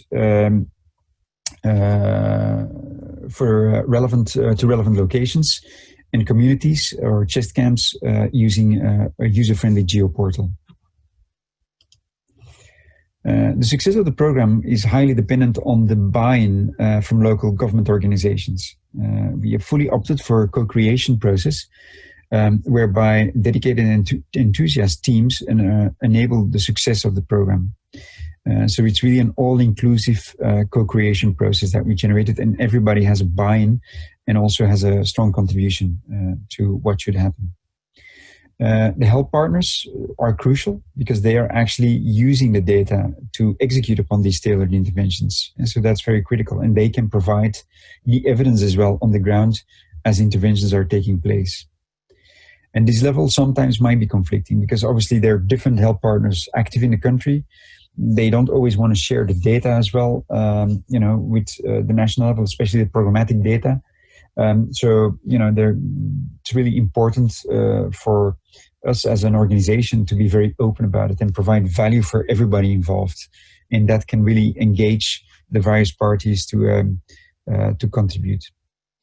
Important to note as well is that from a budget perspective, the willingness to implement the model in view of improving public health by far outreach the monetary aspects of the projects.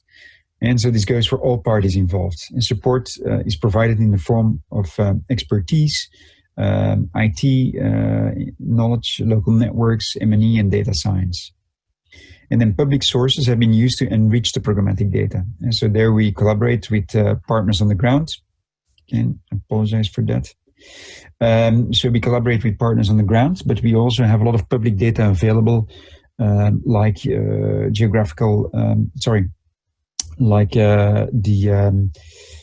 global forecasting system, human development index, World Pop, high resolution demographics, and so forth. So all of that is really used to enrich the platform and to learn from, for then enabling the predictive model to do its work. The impact is focused on the ability to identify most hit and underserved regions for countrywide program planning. And then secondly, as well, provide local context to help partners for effective intervention planning and finding these missing patients. And so we provide predictive values, number needed to screen, communities at risk, and other indicators. And the platform learns through an unsupervised Bayesian model providing causality. And that allows us to identify unknown unknowns, so hidden variables that might have a high contribution to development of the disease.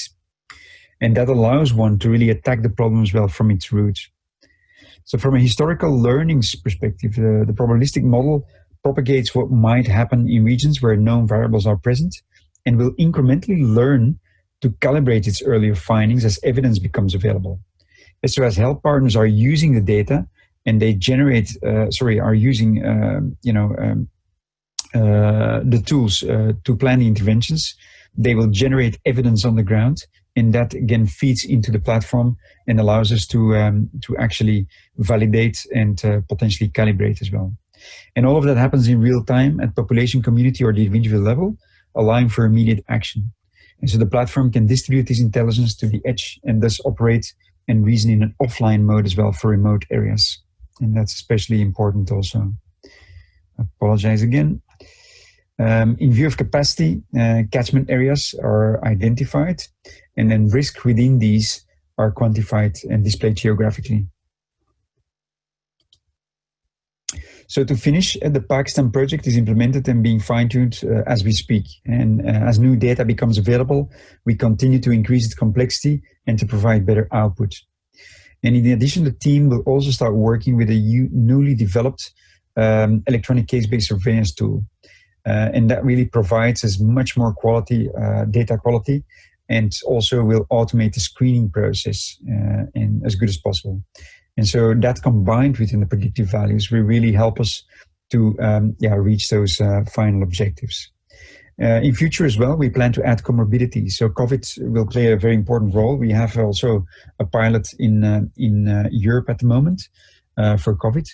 And so obviously we will look at combining these different models so that we can have comorbidities, and then especially from a causal inference capacity that will provide hopefully very useful output. And that will also allow us to generate, apologize again, simulations and early warnings. So that is really also the next step. And so the platform really tells you what's happening, when, where, and who might be mostly affected. So thank you very much for listening, and we'll be happy to answer any questions that you may have during the rest of the session.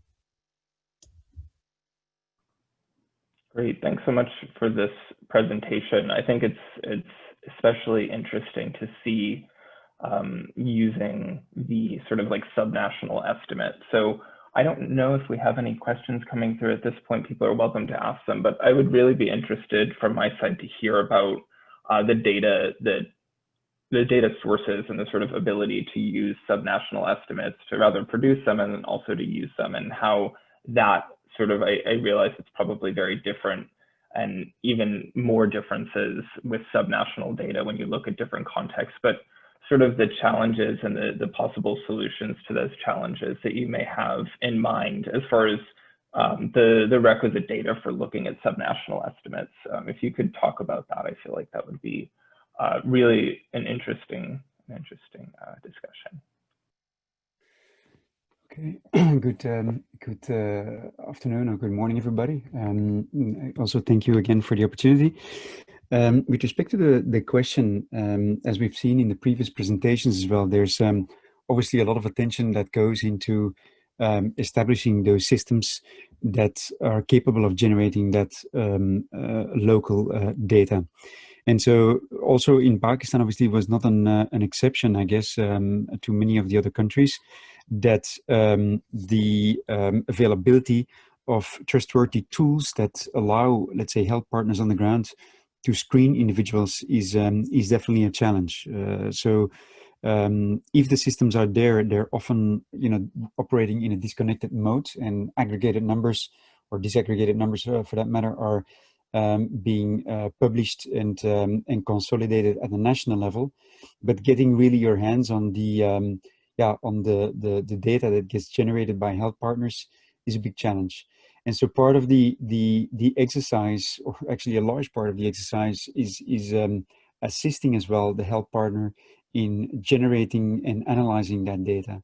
So by using the information, we also immediately provide indicators as to how reliable the information is. And so that's an important one, because that then helps, both the NTP and the partner to learn, where potentially some of those gaps might appear, and where the data quality might not be optimal.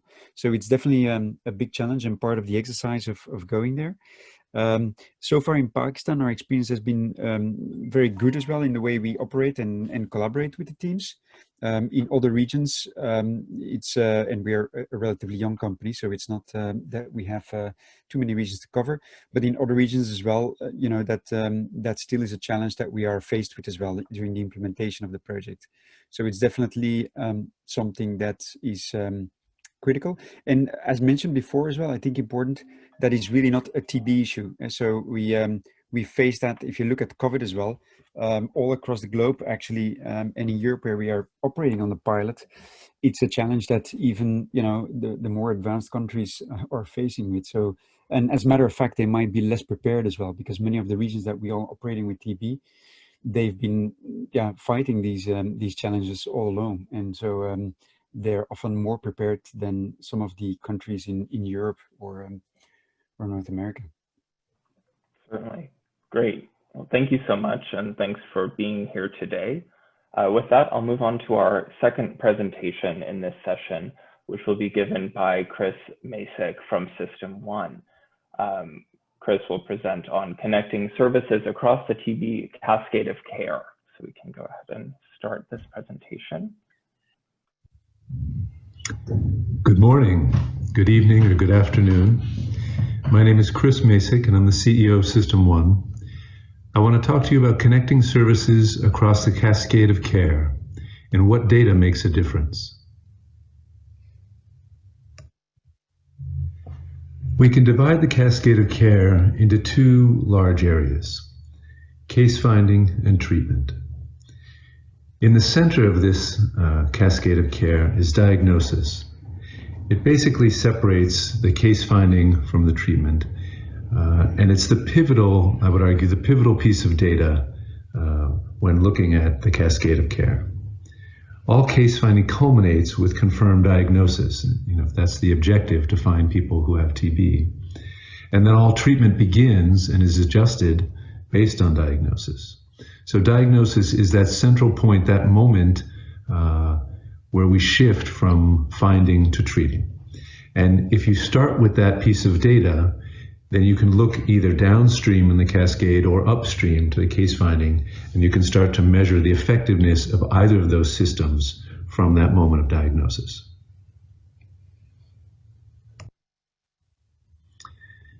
At System 1, as the makers of GX Alert, we've been doing just this. We've been focused on diagnosis in countries all around the world. So for 7 years in 45 countries, we've connected over 3,500 gene expert instruments, and we've connected over 10 million PCR results for TB.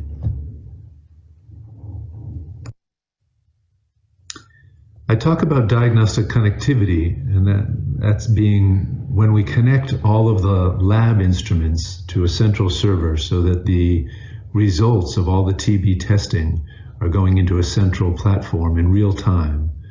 I talk about that connectivity as a way of basically turning on the lights, as providing transparency into the diagnostic lab network. And when you provide that kind of transparency, when you can illuminate your diagnostic network in that way, you start to see a number of things. And there's all kinds of data that we get from that. There's two main kinds, and I usually break that up into operational data and clinical data. And for the purposes of this talk, I want to focus on the clinical data for a moment. And when we talk about finding and treating people with TB, the clinical data is really what matters, and finding those who are tested positive for TB or drug-resistant TB. And connectivity can provide that kind of real-time pulse on your diagnosis and your diagnostic network. And that's important. Once you have that set up, then you can monitor how many people and who are being diagnosed in your country with TB. There's sometimes confusion about what's required for a connectivity solution. There's a number of different vendors out there in the market. There's a number of different systems. But I've tried to break it down into a few things here. Basically, you need the leadership from the top level. The NTP or the MOH needs to lead the effort nationally. And then you need buy-in from the states and other implementing partners to work with the systems at the local level and report on. In terms of staffing, as a rule of thumb, I would say for every 100 gene experts you've got in your network, you need a quarter of a full-time person. So example, a country with 400 gene experts would probably need one full-time person managing that connectivity. And you just need one capable person. You don't need an actual engineer. You just need someone intelligent with some basic training and experience. A technical person is helpful, but again, they don't have to be an engineer or a rocket scientist. In terms of costs, what we've seen is about $1 per test or $1,000 per gene expert a year, something like that. And that cost includes all of the equipment, the routers, the modems, the data costs for bandwidth, the SMS costs for messaging, the human resources and system integration. And this varies depending upon the scale of the network and the country and the efficiency of the program. In terms of equipment, you'll need modems, you'll need SIM cards, you'll need web servers, either a cloud server or an actual physical server. You need some kind of SMS gateway if you're sending SMS messages or emails. And then finally, you'll need some kind of information system that's capable of managing the diagnostic lab results. So a system that can receive all of the test results and then capture whether those have been linked to treatment or other things, be able to integrate and communicate with the patient record systems, the case management systems, adherence systems, those other things. By anchoring on diagnosis as the data that you measure across the cascade of care, not only can you measure upstream for case finding and screening, chest x-rays and presumptive case efforts, but you can also measure downstream from diagnosis to treatment, adherence, and outcomes.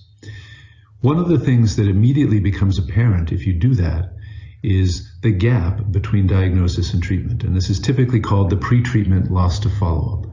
It's the number of people or the percentage of people that have been diagnosed with TB in this case, but have never made it to treatment, are not in a treatment register or receiving treatment. That number can be as high as 18% on average in Africa, 13% in Asia. And if that's 1 in 6 people that are infected that you've diagnosed already, you've already gone to all the effort to find them and diagnose them and not treat them, it's a huge opportunity in terms of number of people infected, number of people that are sick, number of people that are walking around not being cured, not being treated. And that number falls right out of this approach. So to summarize, I'm suggesting that diagnosis is the central piece of data in the cascade of care. I mean, of course, there are many pieces of data and there are many things that you can and should and will and do track. But diagnosis really lets you look at the effectiveness of your finding efforts as well as your treatment efforts. And it points out that pre-treatment loss to follow-up, which is a huge gap that we can begin to reduce and get more people who are diagnosed onto treatment and follow up with that. To summarize here, what I think the next steps for countries are is to help those countries digitize and centralize all their test results. And that really falls right out of connectivity. If you can connect the diagnostic networks, it digitally captures those test results, which can then be reported back to patients and healthcare workers in real time. The second step is for tracking those positive TB and DRTB cases and finding some way within your health system, within your treatment systems, to confirm that the positive diagnoses have been linked to appropriate treatment. And again, I say confirm this, but I mean record it, so that for every positive test result you have, you can know whether that person, that case, has been put on treatment or not. And for the ones that have not yet been confirmed, that's where you focus your follow-up. In this case, in that graph, that would be the 30% that have not yet been linked to treatment.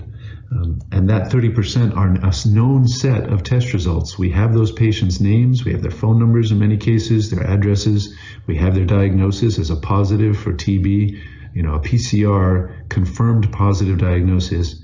They're the ones that you should track down.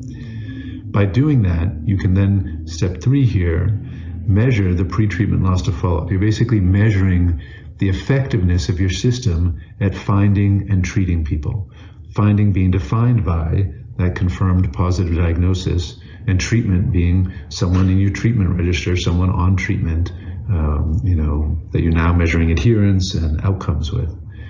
For the ones that are not on treatment or not confirmed, that's your pre-treatment loss to follow-up. That's the 30% in red here, that this system or this approach will help local healthcare workers and supervisors and district area and state level people to put attention and resources on that 30% to make sure people aren't falling through the cracks, to make sure people that are diagnosed and are positive with TB or drug-resistant TB are ending up on treatment.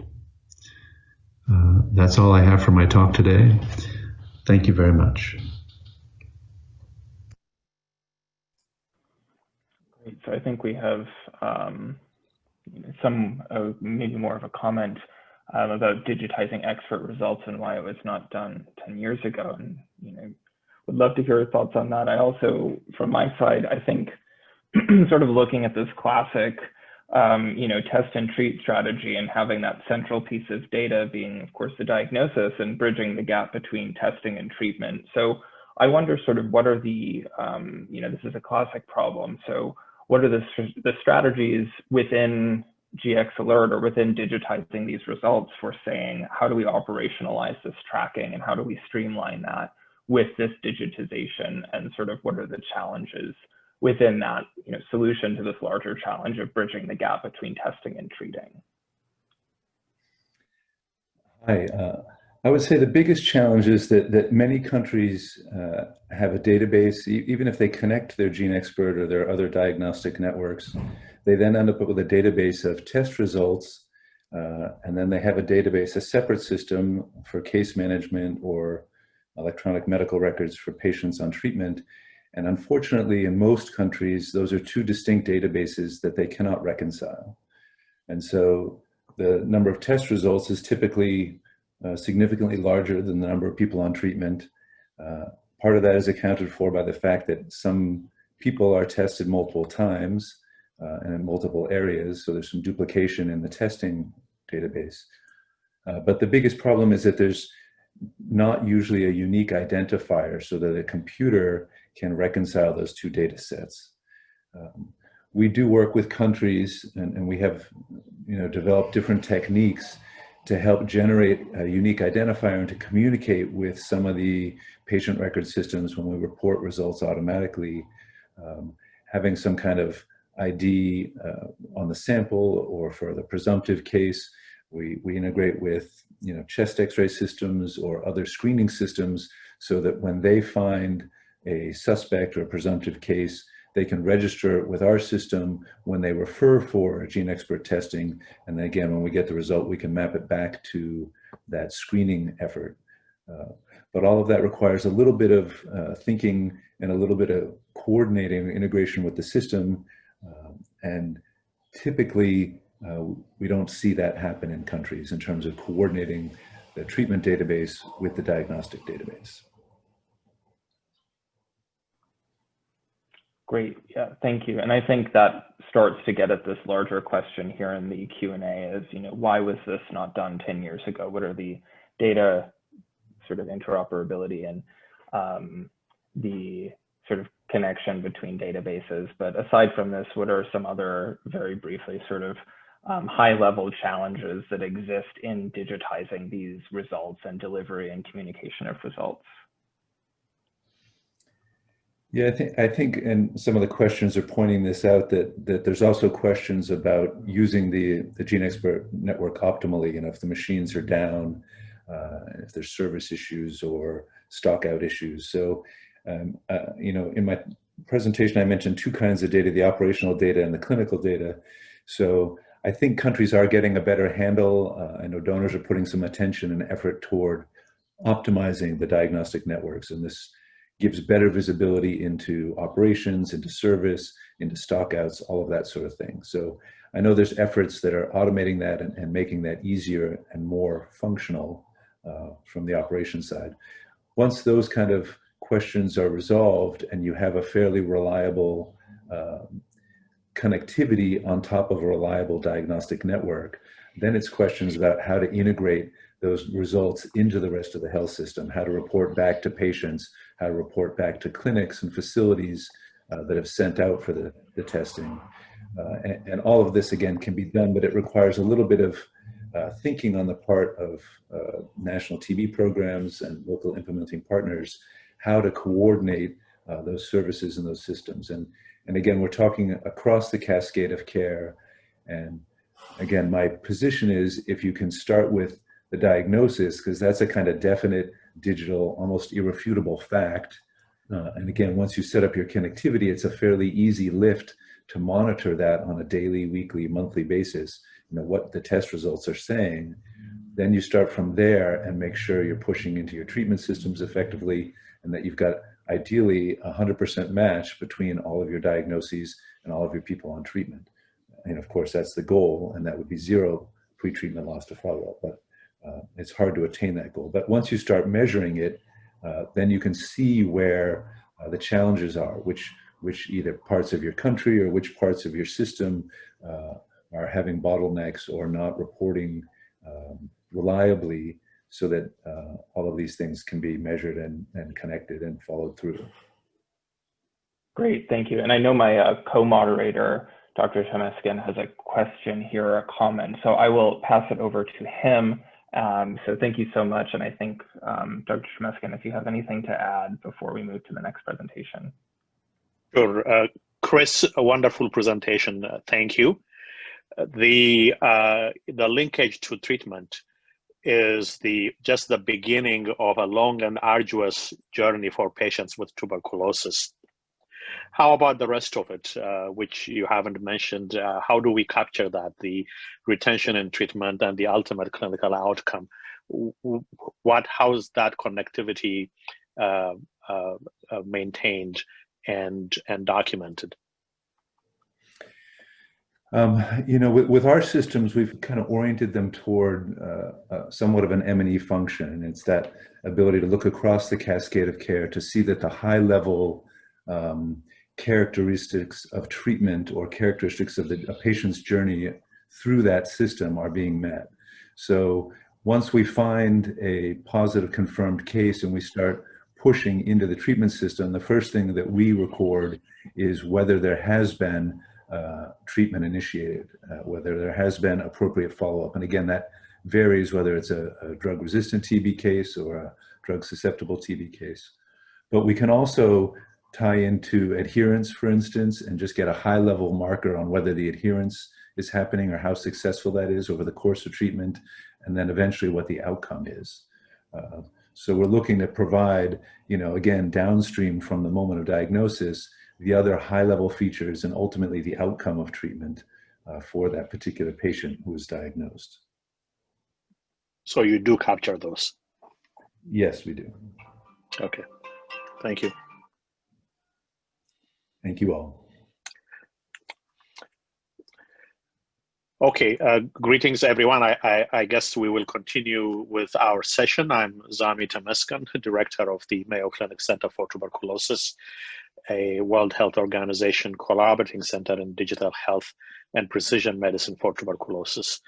It is my pleasure now to introduce the next speaker, Brian Citro, who is an assistant clinical professor of law at Northwestern Pritzker School of Law in Chicago, the United States. He is also a technical consultant for the Stop TB Partnership and the UNDP HIV Health and Development Group. The title of the presentation is Data Privacy and Security and the Opportunity Cost of Digital Health Technologies for TB. Brian? Thank you. So it's a pleasure to be here, to be a part of this. And I want to thank Shayana and Hala in particular for taking the time to speak with me a couple weeks ago and to see how this presentation might fit in to the 2-day event. And so I'm not quite sure I think this is the best session, although I think it's clear from the title and what I'll be talking about that it's, in some ways it's a little ill-fitting, and I think that may be indicative of a larger point and concern, which is the foundation of this talk, which is in essence, with all the movement and progress toward digitizing health and for TB in particular, but also with COVID in mind, are we doing enough and are we aware enough about concerns for privacy and security, for data privacy and security? And so that's what I'll be talking about today. And I'll also be throwing in another concern that I have around digital health technologies and digital adherence technologies for TB in particular, and that's the opportunity cost. So as the first bullet point here says, the price of collecting sensitive information is the cost of safeguarding it. So I think this is kind of a nice platitude, I think, that speaks to the balance and the responsibility for any effort, intervention, or technology that collects information that is sensitive, whether it's personally identifiable information or other sensitive information, that as soon as that's happening, there is a cost or a corresponding duty to safeguard that information. So that's kind of a high level point. Now, ensuring data privacy and security is also a requisite element to realizing the actual promise of digital technologies for TB. And I'll talk a little bit about that later, but I mean, the point here is this is not just a nuisance and shouldn't be an afterthought. Safeguarding and being fully aware of the challenges and how to ensure data privacy and security is a fundamental part of what it means to successfully use digital technologies. And I'll give some more thoughts on that in a second. So we can go to the next point. This is about the opportunity cost. So technological progress should not be conflated with real progress in improving TB treatment. And the point here, which I'll get into in a few minutes, is really around digital adherence technologies and what that means for the continued global dominance of directly observed therapy. And is there an opportunity cost with regard to the resources that are being put toward digital technologies? So first, though, data privacy and security for digital TB technology. So the little Venn diagram here illustrates a general way that people think about data privacy and security, which is that it's an overlap. There are concerns about privacy on the one hand, and there are concerns about security of data. And it's that overlap in the Venn diagram where we get digital, or rather data privacy and security. So there are 3 reasons why all of you and anyone else who is working around digital technologies in health, there are 3 reasons why you should care about data privacy and security. First, it's the law. and so there's a complex and recently increasing proliferation of laws that regulate, in particular, health data. So if you're not thinking about that, there's a good chance that you are unintentionally or without your knowledge violating the law, or at the very least implicating the law. There are laws that protect people from government use of their data. There are consumer laws that protect consumers that are very broad, that probably apply to any kind of an app that's being used. And then there are just broad-based digital data laws that are popping up literally every day around the world that would apply to almost every intervention that I have heard talked about and that I've seen on the agenda here. So it's the law. Second, if we're truly concerned and committed to protecting and promoting human rights, we have to care about data privacy and security. The right to privacy. So regardless of whether there is a law that says we need to keep information private in terms of someone's status as a TB patient, there's a right to keep that information private.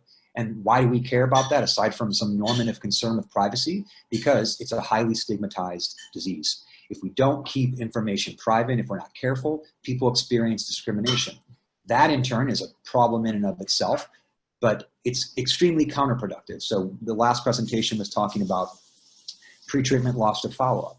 While there are certainly structural and systemic reasons why people get diagnosed and then don't go to treatment or don't get to start treatment, there are also serious social concerns, economic concerns that are closely associated with stigma and discrimination that people experience every day as they deal with TB. So protecting and promoting human rights is critical to TB response, and data privacy and security is a part of that.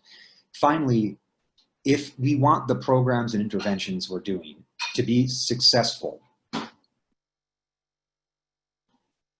and we want to achieve the health outcomes that we're aiming for with these technologies, we have to protect privacy and security. So this is a fundamental concern. If we don't build the trust of the community that we're, for whom the intervention is trying to help, there will be chilling effects.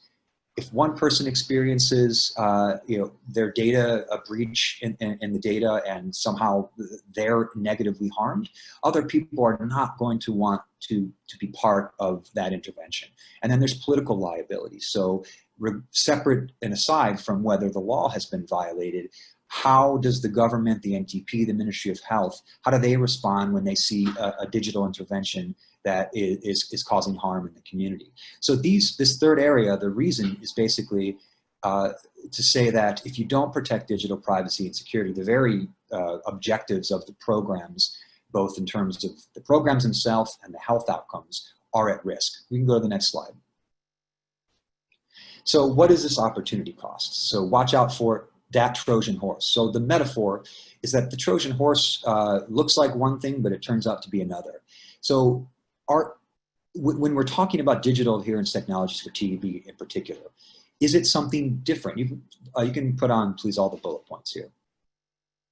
So some of you or all of you may be familiar with these, but there's meta-analyses and systematic reviews of randomized controlled trials and other studies that seriously call into question whether directly observed therapy is effective compared to self-administered therapy. And they indicate that there are serious social and economic barriers, or rather, DOT raises these barriers for people. And they're barriers to things like pre-treatment loss to follow-up or just treatment adherence more broadly. So there's a growing global concern or kind of willingness to question the dominance of DOT, but DAT perpetuates that. So DOT's global dominance deprioritizes other treatment approaches. That's the opportunity cost. So, and I realize it's not a zero-sum game that we're involved in, but we have finite resources. Are we using those resources to intentionally or unintentionally promote and perpetuate the dominance of a system, of a paradigm, a treatment paradigm, that is maybe not the most effective paradigm? Are we even considering other approaches, shorter regimes, for instance? The arduous, long journey that was mentioned in the question before my speech about in terms of what do you gather data during the treatment period, 6 to 8 months. So doesn't need to be that long. Are we putting the right resources into making that treatment regime less arduous? Are we promoting treatment literacy, individual agency, full and accurate information? So these are just components of what self-administered therapy or something that isn't DOT would look like. Are we looking to how people living with HIV live the rest of their lives taking their medicines every day and someone's not watching them? So the opportunity cost, again, is whether the focus on digital adherence technologies is drawing resources and intellectual focus from an alternative to DOT. And that's it. Thank you again for having me today.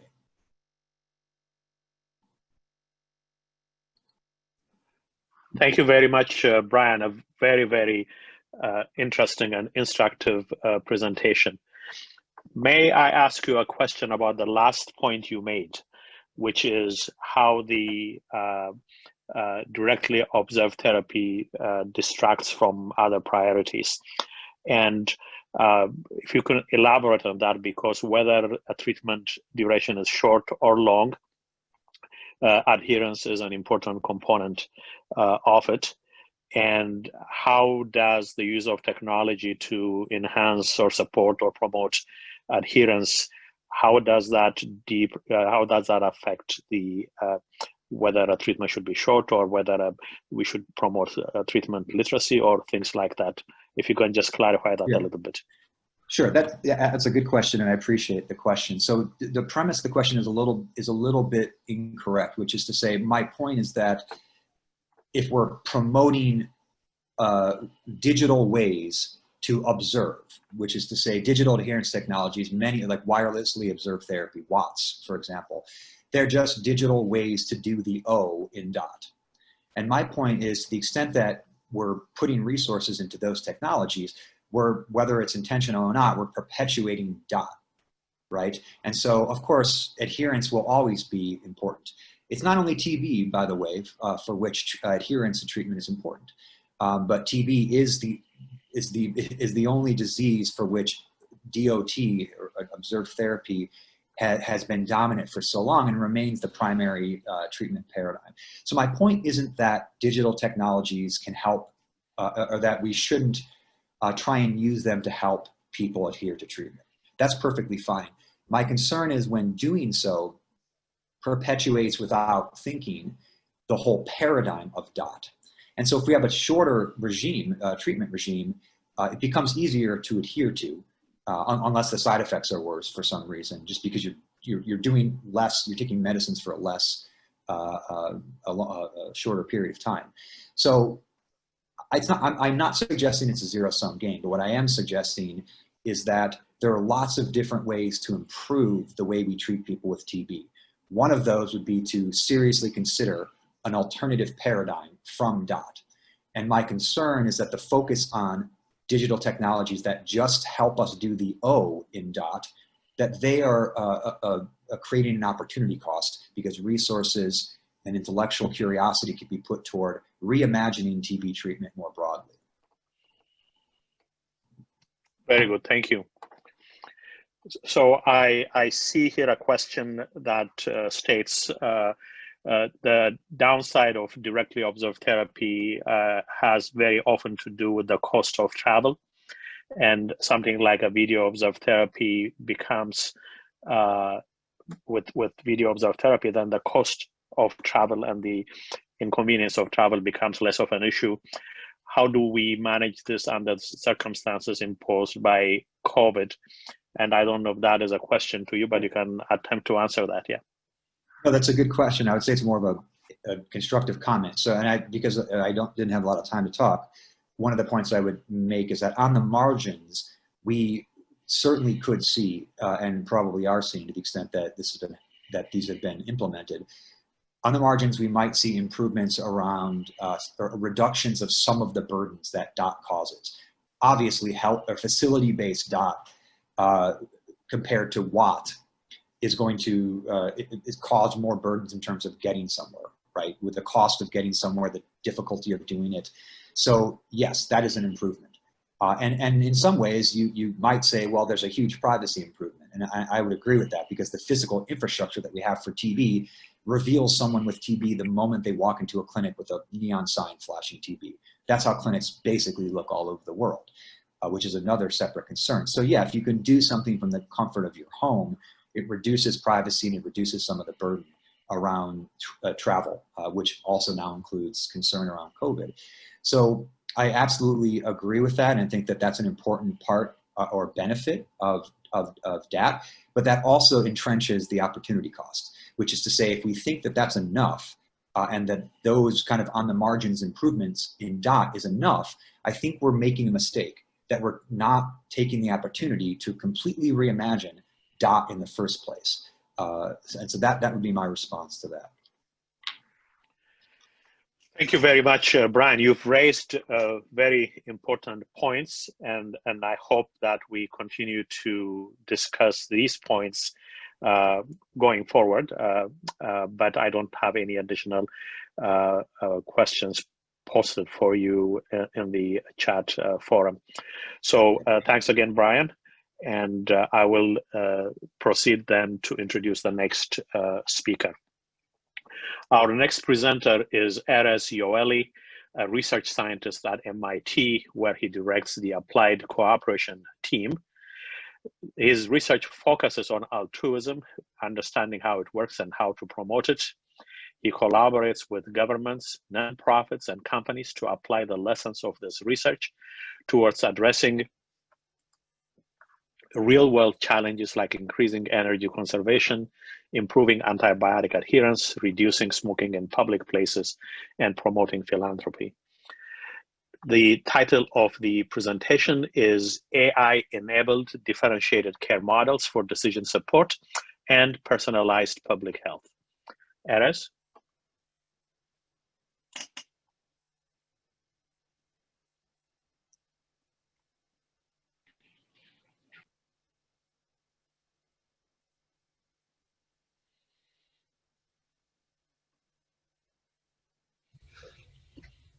Hi, I'm Erez. I'm a research scientist at MIT.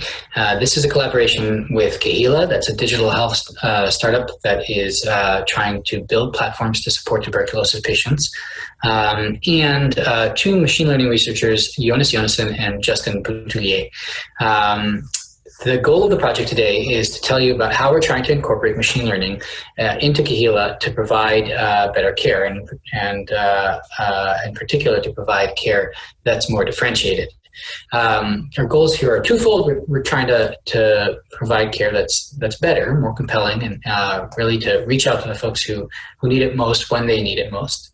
And also to save costs a bit, to prioritize resources so that we're not reaching out to the folks who don't need that.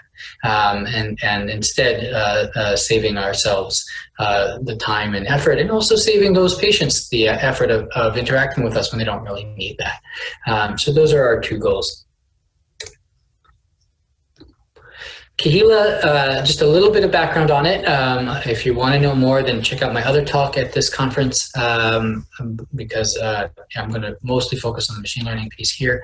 But Kahila is a USSD platform. That means it works on dumb phones, that reminds patients to take their medication every day, requests a verification, so it's a two-way SMS platform. If it fails to receive one, it requests another. If it fails to receive one, it requests another.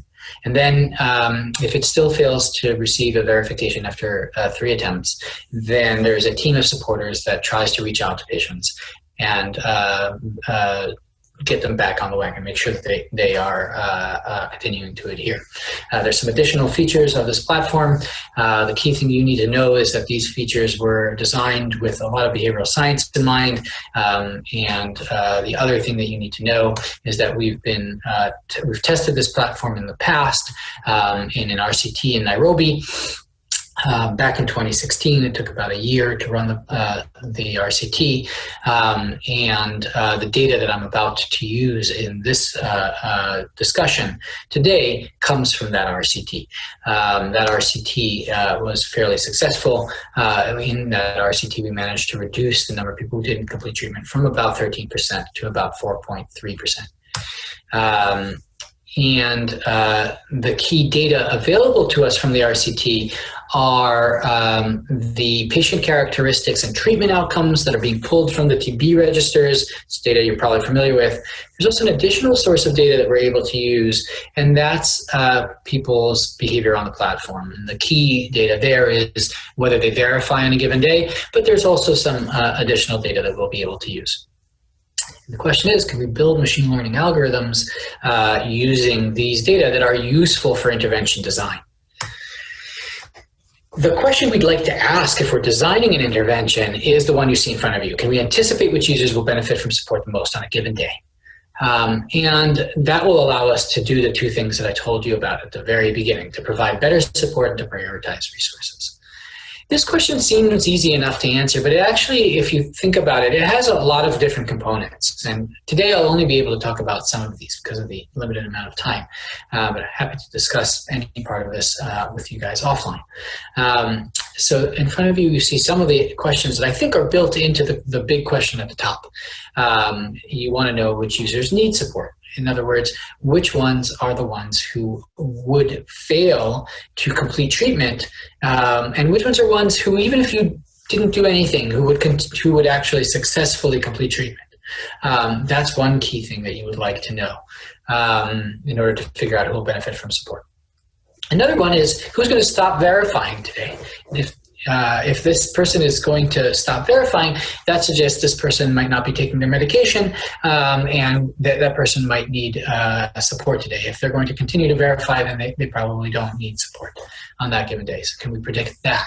And then the third one is who's going to respond positively to engagement? Who is going to start verifying again if we engage with them? So those are the three questions we would like to know. And today, I'm only really going to have time to talk about these two here. Are people at risk of a poor treatment outcome? Are we able to identify those who are at risk of a poor treatment outcome? And are we able to identify those who are likely to cease verifying? And if we can, that means those are exactly people we should at least try to engage. So it's telling us some of the key things we need in order to build that intervention and reach out just to the folks who really need it. The way we do this is we build predictors that on a given day, we call these rolling horizon predictors. On a given day, take the data available to them at that day. None of the data is coming in the future because you couldn't use that in practice, right? You can only use the data that's available to them on the given day and try to predict these two key outcomes, whether somebody will fail to complete treatment and whether somebody will not verify the next day. That predictor uses the features that you see in front of you. There's some static features that most of which came from the TB registers, and they're things like gender, HIV co-infection, etc. Then there's some dynamic features that we build that differ from day to day, and we build from patients' behavior on the platform. Things like how many times have they verified in the last 7 days, how many times have they verified in general, how much time do they spend on the platform, etc. Our goal is to take this predictor and then see, does this predictor that we build of these two key outcomes that we've been discussing, does the predictor actually do better than a coin flip? If it does, we can depend on it in order to build our intervention. And if it doesn't, then maybe we shouldn't depend on it, right? So that's what this next slide is going to evaluate. What you see in front of you is the performance of predictors on different days of the RCT. Day 0, day 10, day 60, day 120, day 180. Remember, those predictors are only using the data available to them on that day in order to predict the two key outcomes that we care about. On the left-hand side, the outcome is whether somebody verifies the next day. And on the right-hand side, the outcome is whether somebody will have a poor treatment outcome. The key pattern that you should take away from these tables is that on day 0, we're not much better than a coin flip. Whereas later on, as soon as we get a little bit of data, we start to get pretty good at predicting these two key outcomes. How good depends, but we get pretty good at it. How can you see that from these graphs? Well, these graphs are graphs that show you area under the curve. On the x-axis, and that's a standard measure of the performance of a machine learning algorithm. On the x-axis, you have the false positive rate. On the y-axis, you have the true positive rate. And you want the false positive rate to be as close as possible to 0, and the true positive rate to be as close as possible to 1, meaning you want to spend as much time as possible in the top left corner. The more time you spend up there, the better this machine learning predictor is. So you want a really concave curve here. That means that the area under it is bigger. The bigger that area, the better the predictor is performing. If the predictor is performing along the 45-degree line that you see there in blue hashes, then it's performing the same as a coin flip. It's not really performing any better. So we don't want to be there. We want to be above it. The more above it, the better. And sure enough, now that you know how to interpret these things, you probably see the pattern I mentioned earlier. On day 0, things look like they're pretty close to that 45-degree line. It's not really much better than a coin flip for both of these. A little bit better for predicting outcomes, and that's because things like your gender and your HIV status and your age do predict to some extent how you're going to, whether you're going to complete treatment. But already by day 10, our curves become very curved. That means our ability to predict, both having low false positive rates and having high true positive rates, our ability to predict is becoming very good. It's especially true for next day verifier. We're especially good at figuring out who's going to verify the next day. We're not nearly as good at predicting who's going to ultimately complete treatment.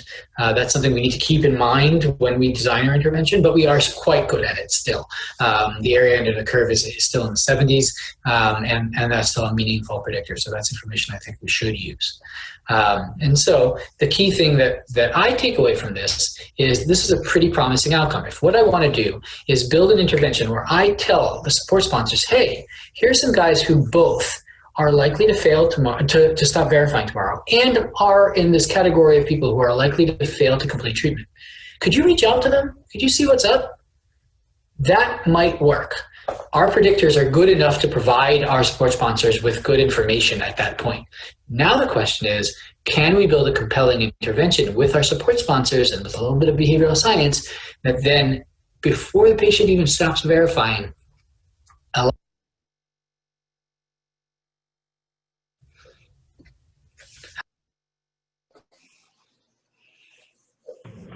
I think we had a bit of an audio issue for the end of that. So I would request that we take one question just for time, but if you have any thoughts for the rest of that, I think a few minutes at the end of the presentation, we'd be happy to hear from you live on those. Thanks. I think you guys probably get the idea. The question is whether we can design that intervention, and I was just being long-winded in asking it. So thank you, Erez. I don't see any questions on the chat forum, but I do have a question for you, if I may. Is this intervention individual patient specific, or can that be translated into a community or a clinic or a certain region, or is this individual patient specific, this AI model?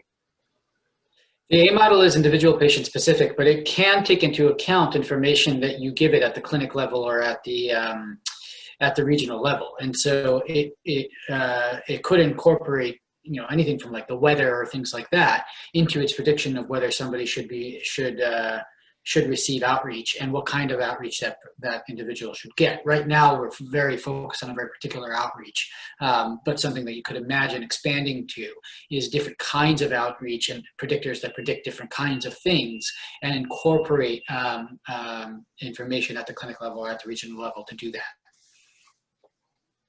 Very good, thank you. Alex, would you like to close it? Thank you so much to my esteemed co-moderator and also to all of our presenters for this session. I think we really got a good cross-section of the different interventions here and the different sort of things happening in the data space for TB. So for our final presentation session, I would like to introduce our two moderators who will lead a panel discussion among different NTP leaders and who will lead a discussion among different TB survivors. So I'd like to welcome Dr. Shen, a senior TB technical advisor at USAID, back to the moderator stage for a second session. And I'd like to welcome Dr. Falzone here in person for day 2. We heard from him via recording yesterday. So thank you very much. And without further ado, I'll hand it over to both of you. Hi, thank you very much, everyone. This is Dennis Falzone from Geneva, and I'm glad to be with you and to see this very enthusiastic and interesting discussion. So yesterday I had to do a pre-recorded presentation, unfortunately, and today I can join you in person. We have to move a bit faster on the session because we have a bit less time. I think WHO values a lot the digital interventions and the use of these technologies. We have it well featured in the NTB strategy that was launched for the post-2015 period, and these technologies in their different forms prove useful to the programs, and in moments as well in challenging times like the COVID pandemic, they have been of use for different purposes. So with that, maybe I invite Kaiser as well to say a few introductory words before we move on to the presentation. Great, thanks Dennis, and thanks to the organizers for inviting me back. I'm really excited for this session and for the panelists who are joining us. I think from our side at USAID, just thinking about why we care about digital health, I think as USAID, we really envision a world where people have access to information and services that allow them to have healthy and prosperous lives. I think in the context of COVID and our TB epidemic, this becomes more amplified, and the importance of ensuring data is available to those who can use it in this interconnected society. So I think it really aligns well with our USAID digital health vision.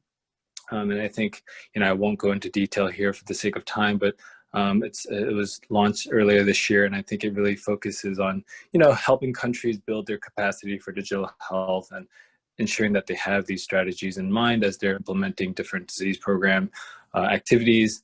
And underlying all of that is that, emphasizing the importance of having these digital health architectures that allow countries to build, good foundations for all of these technologies that are being presented here today and yesterday. And so I think, from our side, we're very excited for all the work that's being done and even the work that has been done through TB Care 2. So with that, I think we'll turn it over to Dennis again, and he'll provide some background on the first piece of this session.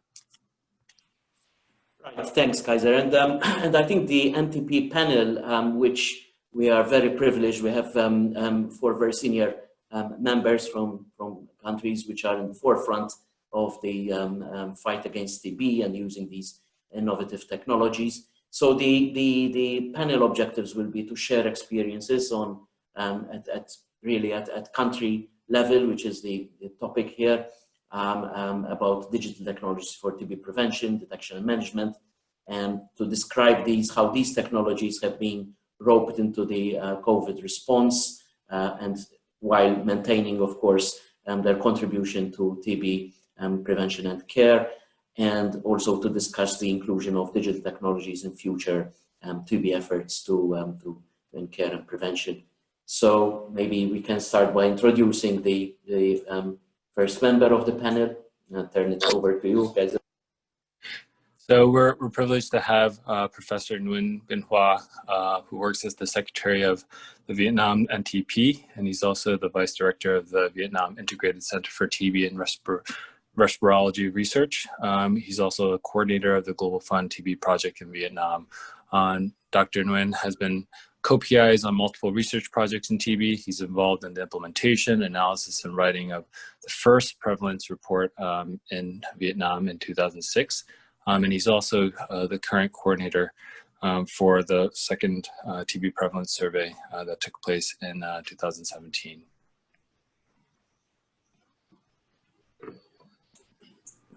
Right, and the second speaker will be Taya Letta. Taya is a senior public health professional specialist with a master's degree in public health, and he is the National TB and Leprosy Manager in his country and the lead for the technical working group of TB leprosy and TB HIV prevention and control since September 2017. He was a lecturer in public health and head of clinical department and members in research ethical review committee in Hosanna Health Science College before 2016, and currently Taya is working at the Federal Ministry of Health of Ethiopia as a national TB and leprosy manager, and his duties include the supervision of staff from national to regional level, and he's coordinating partner efforts and different agencies for TB leprosy prevention and control. Great. And so we also have Celine Garfien, who is the medical specialist and is current designated NTP manager in the Philippines at the Disease Prevention Control Bureau at their DOH. She has more than 20 years of experience working in TB, initially as an implementer in a rural health center and as a program coordinator at the regional office and program manager at the central office. She's involved in the formulation of planning, policies and guidelines, as well as capacity building activities and conducting advocacy at the national level. She's also involved in the operational research aspect and providing technical assistance to the regional offices and partner agencies and other stakeholders. Right, and last but not least is Dr. Shamul Islam, who is the Director of Mycobacterial Diseases Control at the National TB Control Program of Bangladesh since 2018. He was the head of the department and vice principal of Sir Salimullah Medical College and has served as Director of Hospital Services Management for Directorate General of Health Services in his country. And Dr. Shamgur was the Secretary General of Bangladesh Academy of Pathologists. Okay, so yeah, so with that, maybe we start the panel, and maybe Kaiser, you want to go for the questions? Sure, yeah, and it looks like Dr. Shamil and Dr. Leta is having technical difficulties, so if they do get on and are able to answer, please let us know. But otherwise, we will move forward with the questions with our two panelists that are currently present. And so we just have a set of questions here that we would like just your input and feedback and to understand the current context for both Vietnam as well as Philippines. And so the first one is, how has the use of digital technologies for TB control changed in the context of COVID? As well, to what extent has COVID-19 changed the implementation of TB control in the community? And then lastly, what long-term changes to TB control programs do you expect as a result of COVID? And to what extent will digital health technologies play a role in this new sort of normal environment? And so with that, you know, maybe Ms. Garfien, you can proceed.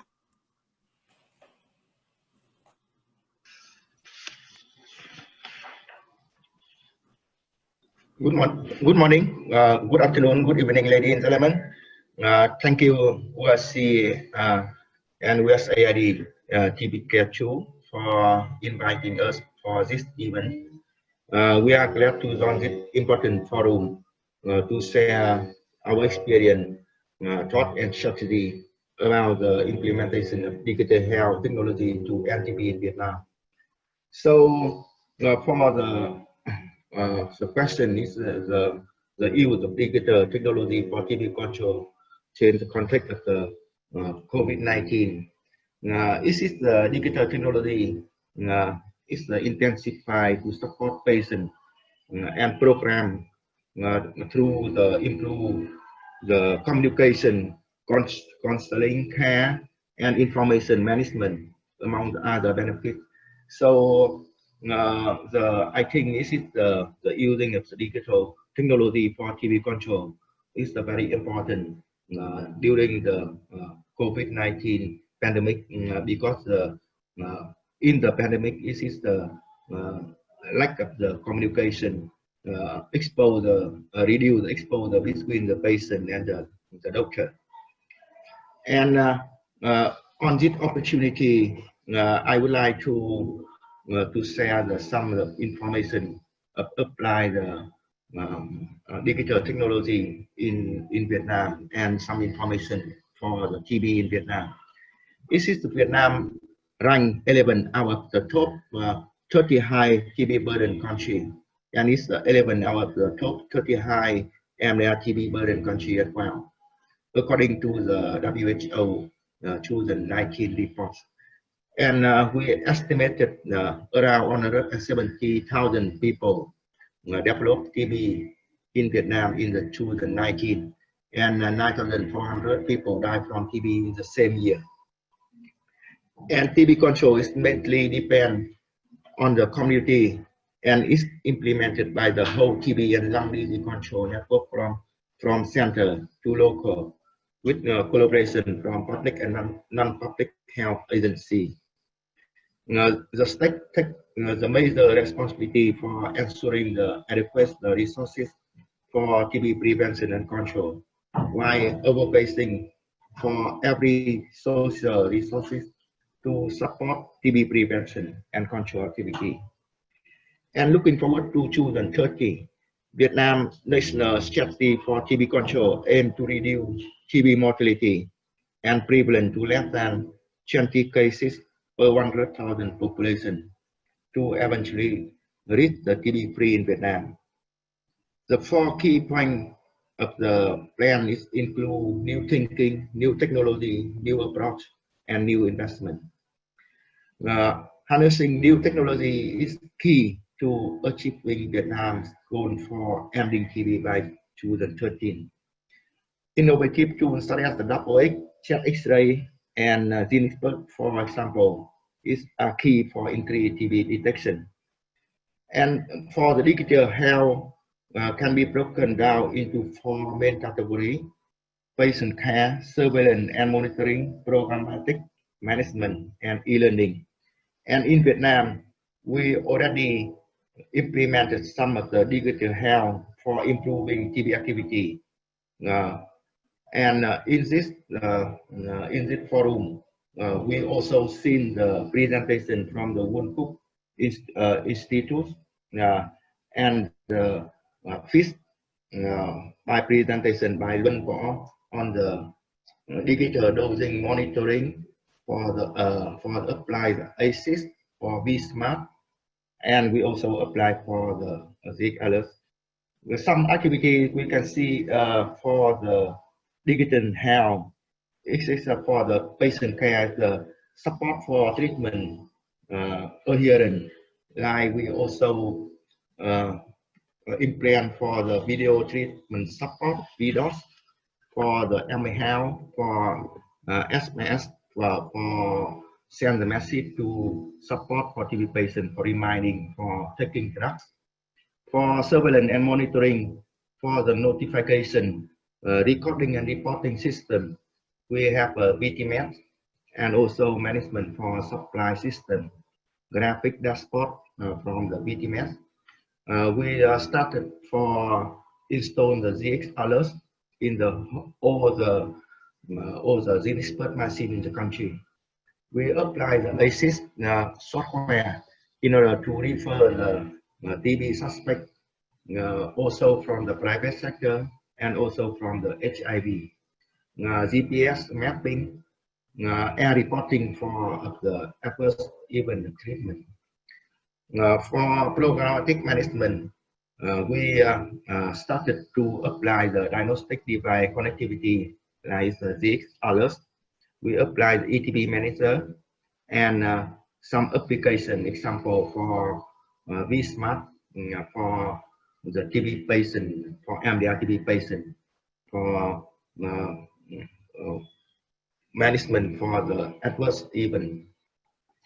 For the e-learning, we also apply for ECHO, Zoom meeting, work-based training, and we started for some study on the AI for chest X-ray reading. In Vietnam, National Strategy for TB Control, information technology is identified as a mechanic for controlling TB by promoting surveillance and monitoring, checking, evaluation, and assessment for all TB service and health facility. Digital technology for TB has been crucial during the COVID-19 pandemic, allowing for patients to continue care while decreasing exposure for healthcare facility and protecting healthcare workers. In Vietnam, we also apply the gene expert for detect for catches for COVID, for detect the COVID in the presumptive TB come to the TB hospital. And for the digital technology during the COVID-19 pandemic, we have to think of the telemedicine and e-training health education is a support for when in the situation of the new normal. We cannot organize the training and like the conference. So the technology will help for this, and the surveillance for the reporting, analysis, dashboard, and how to cooperate between the TB and COVID, and further support for the treatment adherence. This is just my my thing about the question. Thank you. Thank you very much, Dr. Huang. So I noticed that Dr. Taye Letta has joined us now. So maybe I invite comments from him and later Dr. Selina, if she's still online. I believe so, yes. So if you are ready, Dr. Taye, then speak now and address these questions that you see here. Thank you. Thank you. This is Taye Letta from Ethiopia as National TV Program Manager. Thank you for inviting us. Just concerning of this three question and as experience of my country, Ethiopia, digital technology is very important for the country. So especially during this COVID-19, this digital health technology is very supportive for the country. So when we see as relate to the question, digital technology to support adherence to drug treatment for TB is one of our important area currently. The use of digital platform in the COVID-19 response has recently been highly highlighted in our country, especially the technologies that could be improved the TB treatment, like a short message service for the TB patient, as well as for screening of TB patient, treatment of TB patient. This is very important for the controlling of TB during the COVID-19. The other thing, especially currently, what was started in Ethiopia is the adherence follow-up with TB patient with digital technologies currently piloted, and that this will be implemented for the future also, not only during the era of the COVID-19. So the other under piloted currently is video supported treatment for TB patient. So this is currently also under pilot. This will be also support for the TB patients.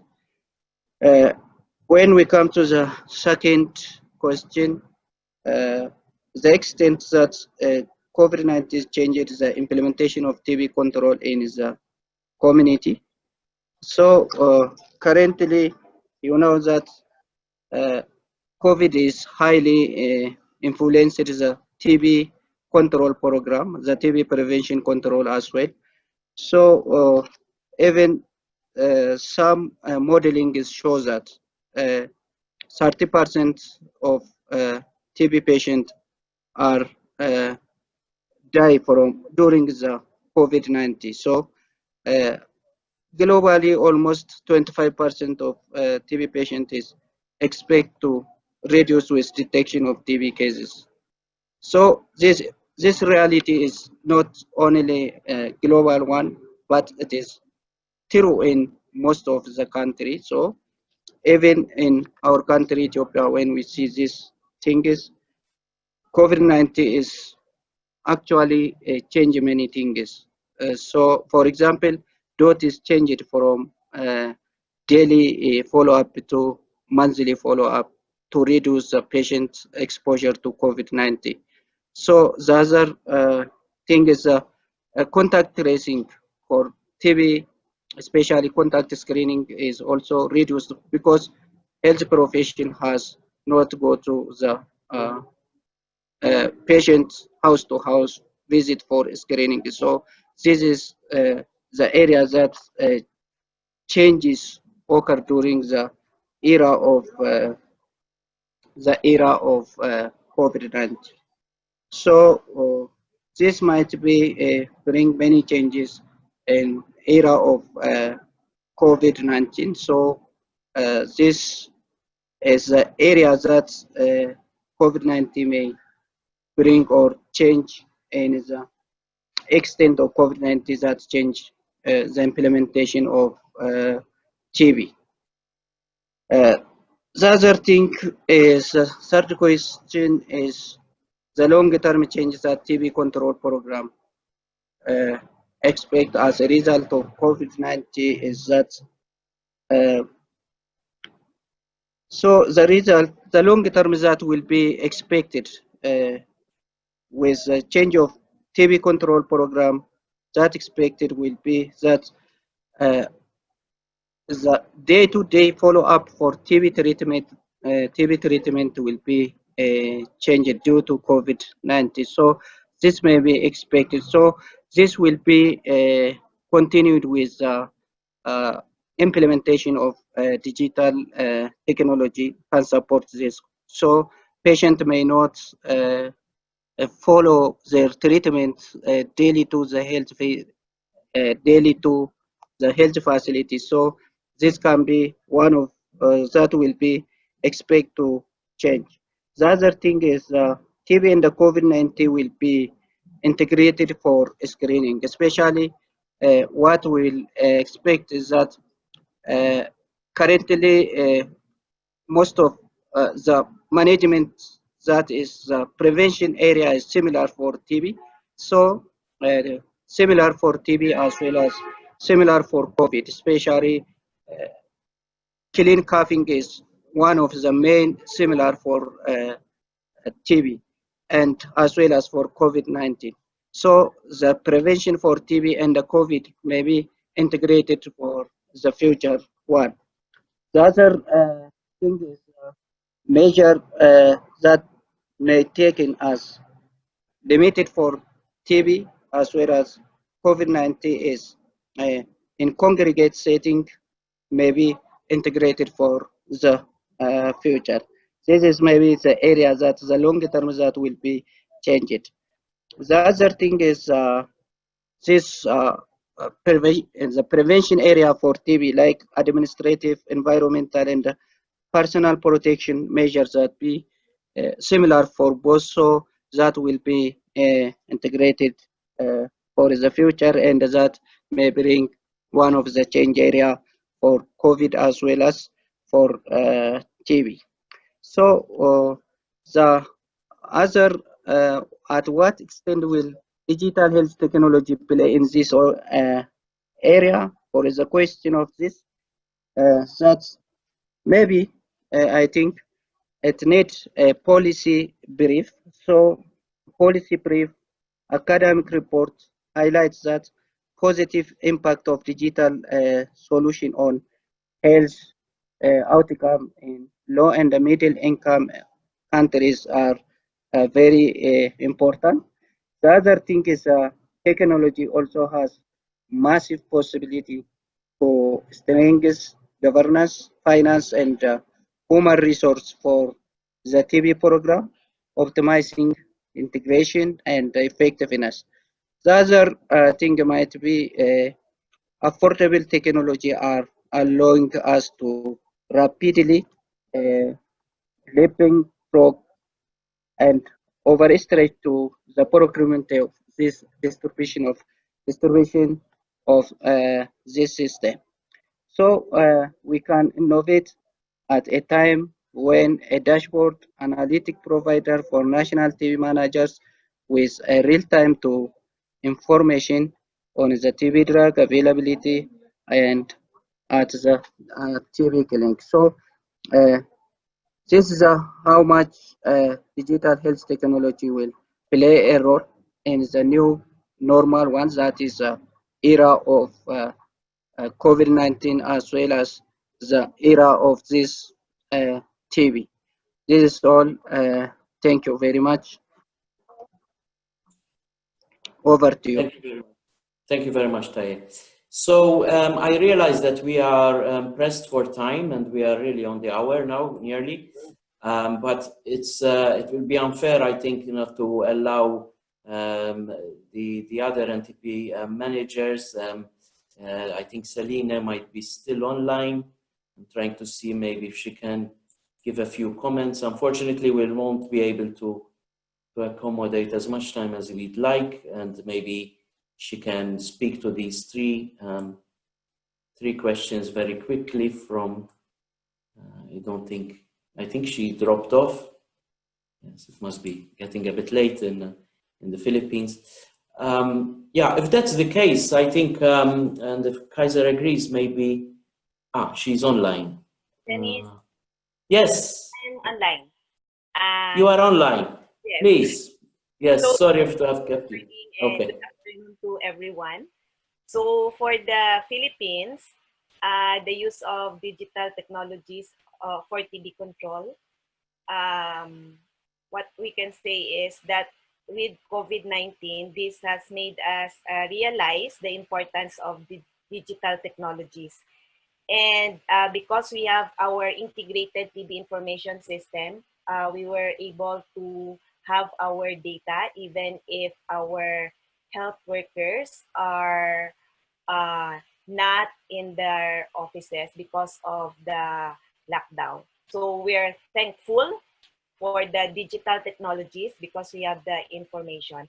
Then to what extent has COVID-19 changed the implementation of TB control in the community? So it has made the activities difficult because we stop our active case finding activities, our screening activities, for our testing and diagnosis. Some of our expert machines were used for COVID. And then for the treatment, I would like to say that we became less, we were lenient in our policies because now we provided patients with 1 month of drugs, unlike before that we would request them to go to the facilities daily. So we were less lenient. And then we also gave more responsibility to the patient since they can now collect their sputum specimen at home. We just inform them what they should do. And then at the same time, with COVID-19, we are doing virtual trainings for our health workers. So for the number 3, what long-term changes for TB control programs do you expect? So for us to have the new normal for TB, we have our NTP adaptive plan. And with this plan, the digital technologies would be playing a great role since we will be using that when we do screening for our patients, when we do our testing and diagnosis, wherein, as mentioned earlier in the previous sessions, we have the data to care, system 1, and the integration of the electronic laboratory request form. Then for the treatment and the prevention, we will have our digital adherence tools, the 99 dots, the smart pills, and other TB or other digital adherence tools. And with digital technologies, we will also be having our guide TB for our manual of procedures. Then we have our race TB for our TB dashboard. And at the same time, we will be doing our IT roadmap because there are a lot of digital technologies in the field. So we need to have a roadmap to guide us on how we are going to use all of this and how we can adapt in the new normal. So that's all. Thank you. Thank you very much. A lot of information and a lot of work. So yeah, so I guess with that, Kaiser, I don't know if you have any other comments to make at this point. No, I think this was really great to hear such a diverse set of experiences that cut across both TB and COVID. I think it'll be exciting to see what sort of best practices come from a lot of these on-the-fly adaptations of what was originally meant for one program towards another. So thank you to all three panelists for sharing their experiences. Yes, thanks. So maybe with that, I will introduce very quickly the 3 survivors that have joined the session. We see them here online. So there's Charmaine, Florita, and Zolelwa. And maybe I invite them in that order, and they can say something about themselves and then about their experience, and in particular, looking at the perspectives of use of digital technologies in their life. So, Charmaine, I believe you're online.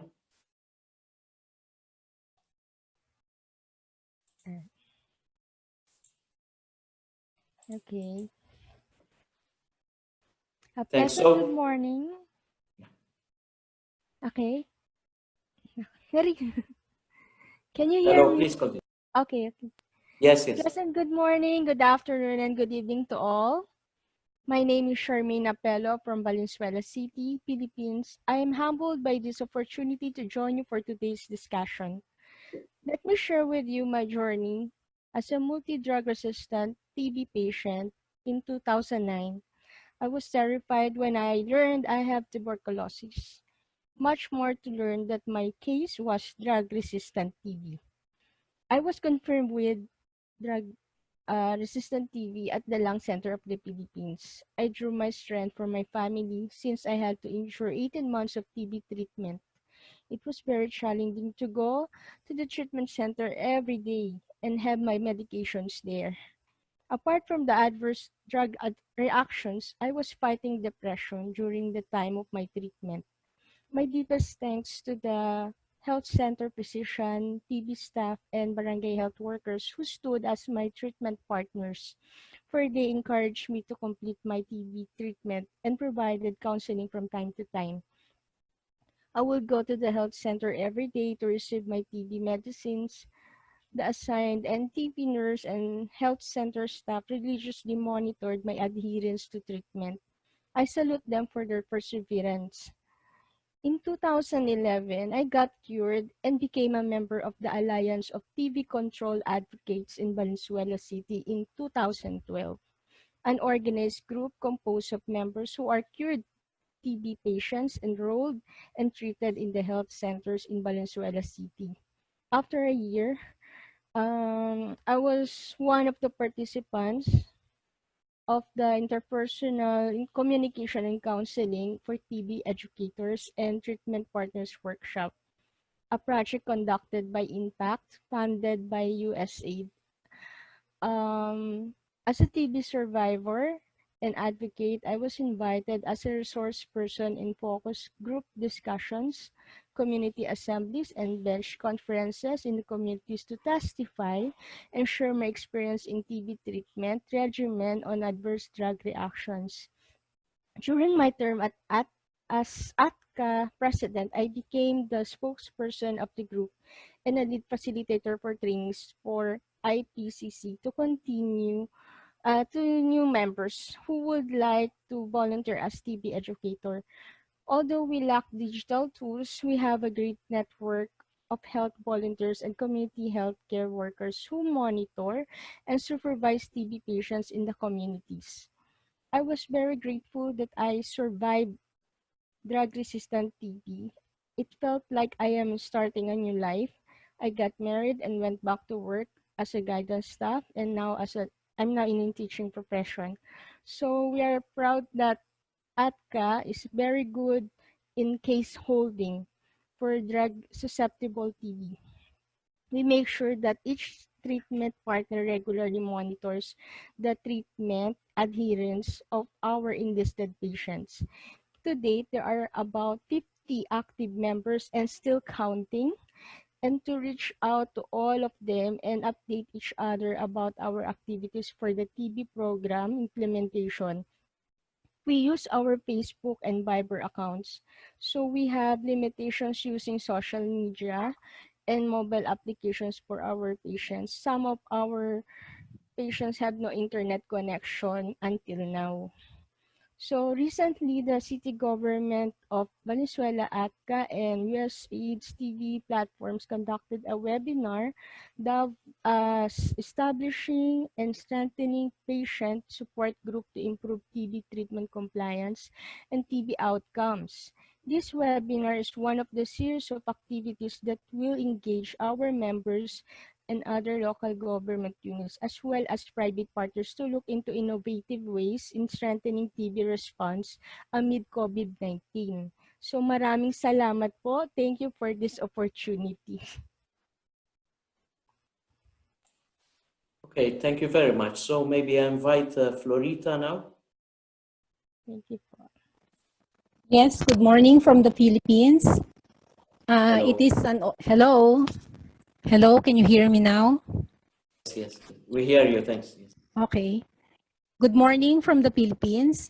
It is an honor for me and my organization, the TB Health Education and Livelihood Support Patient Support Group, to be part of today's webinar. I am Florita Dalida, and I've been working as part of a TB program implementation with USAID since 2018.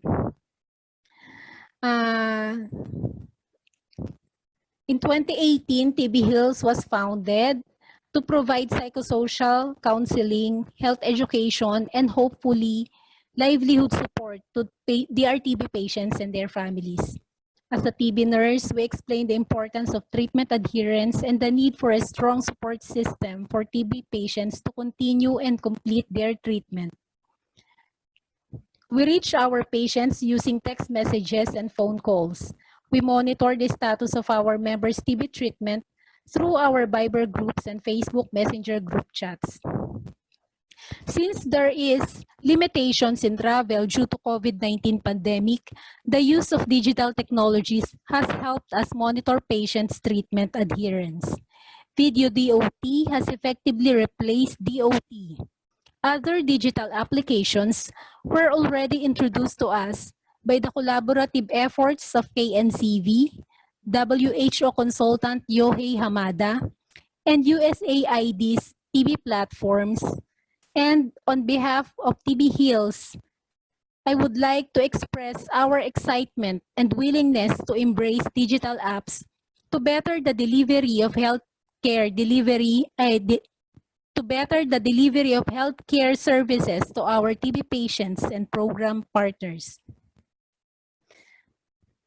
We do not just treat the disease, we treat the patient. We treat the patient as family. We even have regular meetups so we can celebrate treatment milestones. During these celebrations, we try to incorporate TB education for our new members. We explain that as TB nurses, we ensure that patients are given the correct medication and treatment, but we also need their cooperation. In TB cases continue to rise, especially during this pandemic. TB Heals is working with USAID's TB platforms in promoting public awareness on TB symptoms and how to access TB services amid COVID-19. We just recently launched a children's storybook dubbed as Tibay ng Dibdib. This is based on the real-life story of our members, two young sisters aged 3 and 7, who survived DRTB and DSTB. This story depicts the journey of these sisters during the TB treatment process. Tibay ng Dibdib also highlights the role of healthcare workers and TB Heals as the patient support group that paved the way for the family to cope up with TB treatment. The two sisters are now TB-free and they are in elementary school. In partnership with the Department of Health and USAID's TB platforms, we will continue to document real-life stories of our TB patients as we continue to promote TB education, raise positive health-seeking behavior, and help reduce the stigma of the disease. Using social media platforms and the regional media network, we hope that TB Heals will be able to contribute to the successful implementation of the NTB in support of the TB-Free PH campaign. Thank you very much for inviting me to join this event.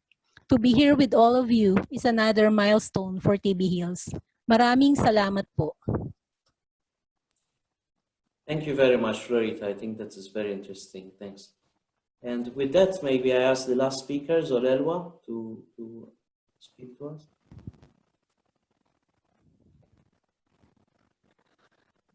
Hello. Can everybody hear me? Hello, we hear you. Please, go ahead. We see you as Sorry well. about the light. Oh, wow. Hi. Hello. Okay, sorry about this. Hi, everybody. My name is Dr. Zolelwa Sifumba, and I am a community service medical officer from KwaZulu-Natal in South Africa. And yes, I'm also a multi-drug resistant. Basically, what happened is that as a medical student in 2012, while doing clinical work, obviously we were exposed to tuberculosis. But I think back then, not I think, there's this culture, and it's weird, it's changed now because of COVID. But back then, infectious diseases weren't really taken seriously. So as much as we as healthcare workers and students were at increased risk to get TB, we weren't aware of that risk. Anyway, I woke up one morning, I had a lump on my neck. I wasn't losing weight, I wasn't coughing, I wasn't having night sweats, none of that. I just had a lump on my neck. So I decided to get the lump checked out. Went to the hospital. Basically, they did a fine needle aspiration at first, and they got nothing from that. But then a few days later, I went back and they did, they basically took a biopsy of the node, and straight away it looked like tuberculosis. So I was put on treatment. So basically, I don't really remember how everything went down, but I know I was basically given a period. I mean, I was tested, obviously, so I was waiting for the results. And on a Saturday afternoon, when I was chilling with some friends, got a phone call from the lab, and I was told I had multi-drug resistant tuberculosis. So yeah, I was probably in denial for the most part of it. But as a student, as a medical student, and as a South African, I knew that obviously, a lot of the patients that I had seen in the hospital had come to me because they had TB, and I happened to be working in a hospital that had quite poor IPC standards. And obviously everybody knows about IPC standards now, but and that's another crazy thing I wanted to talk about, the fact that, I mean, now that COVID is here, everybody is well aware of infection prevention and control. They're well aware of contact precautions. They're well aware of having to wear a mask and be socially distanced. When all of these practices, were being used for TB, I think the only difference was that there's a lot less political will in the world for TB, even though TB is still, and for the last, however long, has been killing millions of people globally yearly. Because COVID is a new thing, and it's killing now and it's killing fast. I mean, people are saying that it's the first time we've been, threatened by something like this, but really it's not. It's just that TB doesn't receive as much airtime as other diseases, and it's seen as a poor man's disease, and a lot of other things as well.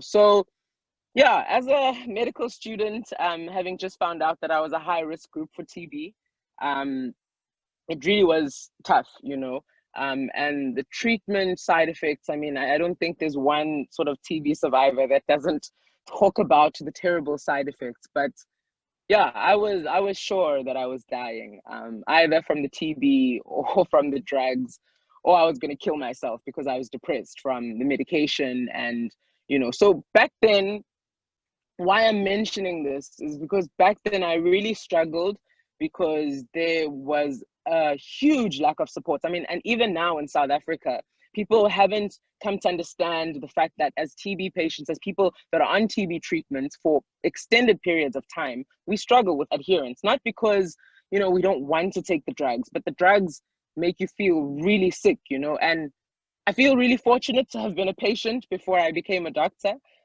because I have realistic expectations of people now, and I know sort of the kind of care I would have wanted. So basically, I feel like the voices of TB survivors are needed, because it's basically us who are going to say that, okay, this is good, this is good, this is rubbish, this is rubbish. Continue with this, But anyway, at that time when I had TB, I mean, there were no support groups online. I mean, the technological stuff was dismal, also because of lack of political will. But COVID has shown us that we can actually do all of these things. We can have webinars like this where we're still talking, we're sharing stories, we're teaching each other, but we're doing it in a way where there isn't, a lot of you know, risks of infecting each other with infectious diseases, you know. So we're having to be creative.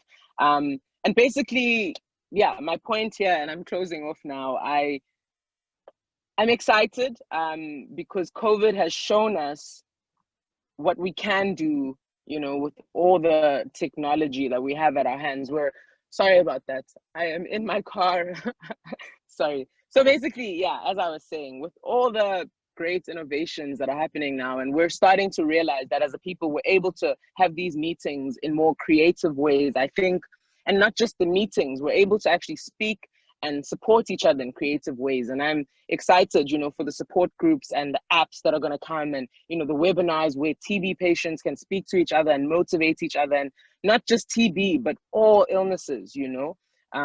So yeah, I think it's still lacking in the TB world as much as, I mean, I don't know, obviously there's been great presentations that have happened, and, you know, but in South Africa, I think, yeah, there's very little. I mean, I'm still having to support a lot of people sort of personally, because there is no psychological support for people that have TB, you know. But yeah, anyway, thank you again for having me. Sorry for speaking so long, but yeah, thank you. Thank you very much, Zorelwa. And with that, I think I would like with Kaiser to bring this session to a close. We've heard some really very good testimonials and very good experiences from the NTPs. Thank you very much from the side of WHO. We're always listening to these experiences and to hear from people's the creative things that they do to try and overcome this serious challenge, and with added complications that COVID has brought to the scene. Kaiser? Thank you, everyone. And I echo Dennis's sentiments, appreciate everyone's time. And this forum has been really great to highlight the successes, and also looking forward to what we can expect with the technologies that are currently in place. And so on behalf of USAID, thank you again, and we'll move it back to the moderators. Great, thank you so much, and thanks to all of our speakers for their inputs and their really unique insight, and sort of really helping focus the event and the entire reason of sort of holding something like this, and the point of any of these innovations, right? So with that, I would like to invite Hala Jassim Amasawi to deliver some closing remarks on behalf of URC and the TB Care 2 project. Thank you, Alex. Thank you, everyone. This is really great. The sessions yesterday and today, it's amazing. The lessons shared by presenters, by organizations, and as we have reached the end of day 2 of this virtual forum, the Future Digital Health for Ending TB. With that, I wish to sincerely thank USAID TB team, TB Care 2 team at HQ and the field, our speakers and the organizations that they represent, for lending their expertise to develop fascinating presentations and give their insights for us all to learn from. Thank you so much to NTP managers who joined us. It's very late your time, so thank you so much for also the patient support groups and TB survivors for joining us. I hope that we can all take these learnings to strengthen our efforts and outcomes in TB prevention, detection, and treatment as we navigate this COVID-19 toward steady and sustained development. And each of you here today bring incredible talent and expertise in your own approaches. And I'm a firm believer that we together can build the comparative advantages of USAID foreign assistance, and sharpening strategic investments in the programs that are most likely to have a meaningful impact, and building on activities, interventions, and projects that deliver sustainable results. Thank you again for joining and participating in this forum, and we look forward to the time where we come together again, share our progresses, our successes, and like we heard throughout this forum, as we advance healthier families and bolster inclusive development and strengthen resiliency among our partner countries. Thank you so very much again. Thank you, Alex. Back to you. Great. Thank you.